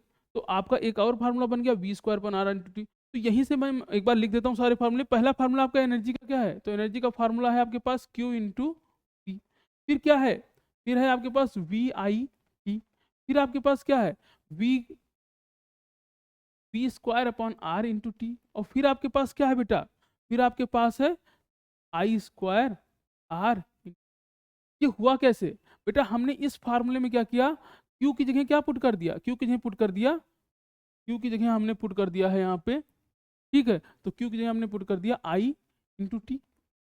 बेटा इसी फार्मूले में, इसी फार्मूले, अब जो ये वाला आया इसमें हमने क्या पुट कर दिया, तो हमने इसमें आई की जगह क्या पुट कर दिया, I equal to V upon R. बेटा ये फार्मूला आया तो इसमें हमने क्या किया, इसमें हमने क्या किया है, सोचिए जरा, तो इसमें हमने कुछ नहीं किया है, बी की जगह क्या पुट कर दिया, ठीक है। एक मिनट, एक, हमने इसी वाले फार्मूले में, इसी वाले फार्मूले में v की जगह हमने क्या पुट कर दिया है आई आर, तो आपको ये मिल गया, ठीक है। तो एनर्जी क्या है, एनर्जी या कैपेसिटी ऑफ डूइंग वर्क। अगर हम यहाँ बात करें तो electrical energy is work done maintain, जो चार्ज को फ्लो करने में जो वर्क करना पड़ रहा है वही क्या है, इलेक्ट्रिकल एनर्जी है। बेटा यही एनर्जी है जो आपके जो हम बिल देते हैं, इतना यूनिट बिल हुआ, वो बेसिकली है क्या, वो यही है, इलेक्ट्रिकल एनर्जी की यूनिट है, ठीक है। अभी आगे डिस्कस करेंगे। तो SI unit of electrical energy क्या है बेटा, जूल है। तो एसआई यूनिट हमको क्या मिल गया इलेक्ट्रिकल एनर्जी का, जूल, हमें याद रखना है। अभी हम उस पर आते हैं जो आपसे मैंने कहा है इलेक्ट्रिकल एनर्जी, एक बार पावर समझती हैं। तो पावर क्या है, हमने क्या पढ़ा पावर, कि पावर क्या है, देखो एनर्जी क्या है, कैपेसिटी ऑफ डूइंग वर्क, और पावर क्या है, रेट ऑफ डूइंग वर्क, कि आप कोई काम कितना तेज कर रहे हो, ठीक है। तो पावर जो होगा, पावर वो क्या है, रेट, रेट मैंने आपको शुरू में बताया, जब भी रेट आए समझो टाइम, तो पावर इजकल टू क्या होता है, तो पावर इजकल टू हो जाएगा वर्क अपॉन टाइम, ठीक है भैया। अभी वर्क की हमने कितनी यूनिट पढ़ी है, जरा एक ही बार में लिख देता हूँ, वर्क यूनिट क्या है, तो वर्क यूनिट आपने पढ़ा क्यू पी, फिर आपने क्या पढ़ा, फिर आपने पढ़ा यहाँ पे कि वी आई टी, फिर आपने क्या पढ़ा, ठीक है। फिर आपने जो यूनिट पढ़ी क्यू वर्क की वो क्या पढ़ा, आई स्क्वायर आर इंटू टी, फिर आपने क्या पढ़ा बेटा, तो वी स्क्वायर, ठीक है। फिर आपने पढ़ा, ठीक, फिर आपने पढ़ा V square upon R into T. अब हमें क्या चाहिए, हमें पावर, तो पावर क्या होता है, पावर वर्क अपॉन टाइम, तो बेटा सबको टाइम से डिवाइड कर दीजिए, तो ये क्या हो जाएगा, क्यू वी अपॉन टी। ये यानी ये पावर की यूनिट लिखने जा रहे हैं, क्यू वी अपॉन टी, और क्यू अपॉन टी क्या होता है, आई, या क्यू अपॉन टी ही तो आई होता है, या आप ये सोचो कि इसको अगर हम टी से डिवाइड करेंगे, भाई ये क्या हो जाएगा, पी आई टी, और इसको भी टी से डिवाइड कर दीजिए, ये क्या हो जाएगा, ये है आई स्क्वायर आर इंटू टी, और इसको भी टी से डिवाइड कर दोगे, ये क्या लिखा है, बी स्क्वायर अपॉन आर, पर टी है बेटा, ये भी टी से। तो अगर वर्क को टी से डिवाइड कर दोगे तो आपको क्या मिल जाएगा, पावर। तो यहाँ क्या है बेटा, यहाँ तो कैंसिल आउट होता जाएगा, तो अब आपको पावर की यूनिट जो मिल गई, पावर की यूनिट क्या, पावर का फार्मूला क्या मिल गया, क्यू वी बाई टी, पहला फार्मूला, दूसरा वी आई, तीसरा फार्मूला आई स्क्वायर आर, चौथा formula V square upon R. घोल के पी जाओ भैया, घोल के पी जाओ इस फार्मूले को, ठीक है। तो पावर, पावर की एसआई यूनिट क्या होती है, वाट होती है, ठीक है। 1 watt of a power when 1 ampere, अगर हम कहेंगे पावर 1 वाट है, तो 1 वाट यानी पावर का भी हमने लिखा पावर इजकल टू वी आई। तो पावर की वैल्यू 1 वाट कब होगी, 1 वाट पावर कब होगी, जब 1 वोल्ट किसी के क्रॉस हो और उसमें करंट कितना फ्लो करे, 1 एम्पियर। तो अगर किसी के क्रॉस 1 वोल्ट हो, किसी के क्रॉस पोटेंशियल कितना है 1 वोल्ट, और उसमें करंट कितनी फ्लो कर रही है, तो किसी वायर के क्रॉस अगर पोटेंशियल डिफरेंस 1 वोल्ट का हो और उसमें करंट कितना फ्लो कर रहा है 1 एम्पियर, तो जो करंट, जो पावर उसमें डिसिपेट हो रही होगी वो कितना हो रही होगी बेटा, 1 वाट की, ठीक। ये हो गया एसआई यूनिट, आपको पता है इसका वाट है। वाट हम यूज करते हैं, किलोवाट यूज करते हैं, आगे देखते हैं। अब कमर्शियल यूनिट ऑफ इलेक्ट्रिसिटी, तो कमर्शियल यूनिट यानी जो आपके घर में बिजली का बिल आता है उसकी यूनिट क्या है, किलोवाट आवर। यूनिट क्या है, किलोवाट आवर। और 1 किलोवाट आवर का मतलब क्या है कि अगर कोई सामान, समझिए 1 किलोवाट आवर का मतलब क्या है, अगर कोई चीज आप लेके आए जो एक मान लीजिए 1 वाट का सब्सटेंस है, ठीक है, हम वन, ठीक है, 1 वाट का सब्सटेंस, सॉरी, अगर 1 वाट की पावर 1 घंटे में यूज करते हो तो कितना एनर्जी लगेगा, 1 किलोवाट आवर। कोई चीज, कोई सब्सटेंस है जिसमें पावर कितनी है, 1 वाट है, ठीक है, और उसको 1 kilowatt hour is the power consume when 1 watt of a power is use for 1 hour. ठीक है, तो 1 किलोवाट कितना होगा, ठीक, और ये गलत हो गया, 1 किलोवाट यहाँ के होना चाहिए। तो अगर फिर से समझिए कि 1 किलोवाट क्या है कि अगर हम 1 किलोवाट का सब्सटेंस मान उसको 1 घंटे यूज करते हैं तो जो उसमें हमें बिजली खर्च होगी वही क्या होगी, 1 किलोवाट का सब्सटेंस अगर 1 घंटे यूज करते हो जो उसमें इलेक्ट्रिसिटी खर्च होगी वो 1 यूनिट होगी, यानी 1 किलोवाट आवर। तो 1 किलोवाट आवर आपका क्या हो जाएगा, 1 किलोवाट इंटू 1 आवर। अब बेटा किलोवाट को हम क्या लिख सकते हैं, ये याद रखिए, तो जैसे वाट है वो छोटी यूनिट है पावर की, तो बड़ी यूनिट क्या है, किलोवाट है। तो अगर 1 किलोवाट है इसका मतलब 1000 वाट। 1 मेगावाट हो सकता है बेटा, 1 मेगावाट यानी 10 की पावर 6 वाट। ठीक है, तो 1 यानी 1000 वाट है, तो 1 किलोवाट को 1000 वाट लिख लिया। ठीक, याद रखना यहाँ पे, यहाँ किलोवाट है या कहिए 1000 वाट। तो अगर कोई चीज 1000 वाट का है उसको 1 घंटे आप यूज करोगे तो 1 यूनिट की बिजली आपके घर में कंज्यूम होगा। ठीक, तो 1 किलोवाट। अब यहाँ पे देखिए कि 1 किलोवाट ले लिया आपने, ये 3600 आवर को हमने सेकंड में बदल दिया, क्योंकि आपको पता है, एक बात याद रखिए कि पावर यूनिट क्या है, power is equal to work upon time. Power की यूनिट क्या है, वाट है, तो 1 वाट इक्वल टू 1 जूल, और टाइम की यूनिट क्या है, सेकंड। तो 1 जूल पर सेकंड ही 1 वाट के बराबर है। तो यहाँ पे हमें वाट में लिखा है, हमने टाइम को किस में कर लिया, सेकंड में, तो अब क्या हो गया, वाट सेकंड, सॉरी पर सेकंड नहीं है, क्या हो गया। चलिए ये यहाँ के केस में याद रखिएगा कि जो 1 वाट है वो किसके बराबर है, 1 जूल पर सेकंड के बराबर है। खैर,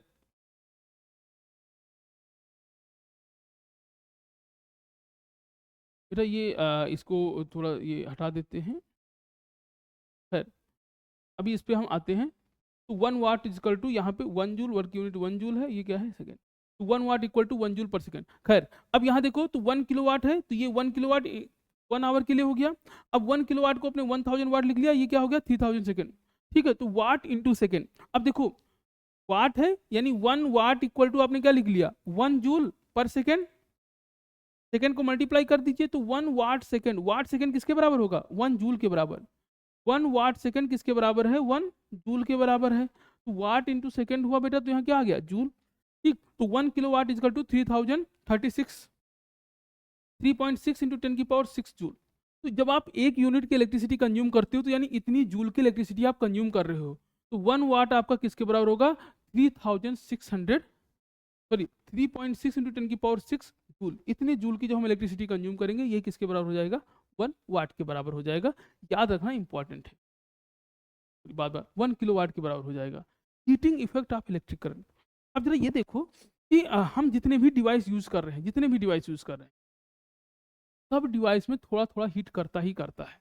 आप किसी डिवाइस को ऐसे रोक ही नहीं सकते कि वो हीट ही ना करे। ठीक है, हर एक डिवाइस हीट करेगा, हर एक डिवाइस। ठीक है, चाहे कम से कम करे।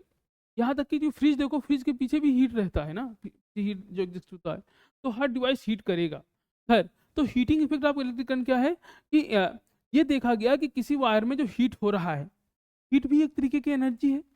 ठीक है, तो किसी वायर को कितनी देर तक करंट फ्लो करेगा, किसी वायर में कितनी देर तक करंट फ्लो करेगा, उतना ज़्यादा या उतना उसके अंदर हीट प्रोड्यूस होगी। जैसे हीटर है, जितना देर तक जलाओगे उतना ज़्यादा हीट दे रहा है, फ्लो तो करंट ही कर रहा है ना उसके अंदर। ठीक, तो हीटिंग इफेक्ट ऑफ करंट क्या है कि अब तो देखो हमने वर्क क्या पढ़ा है, work is equal to Q upon B.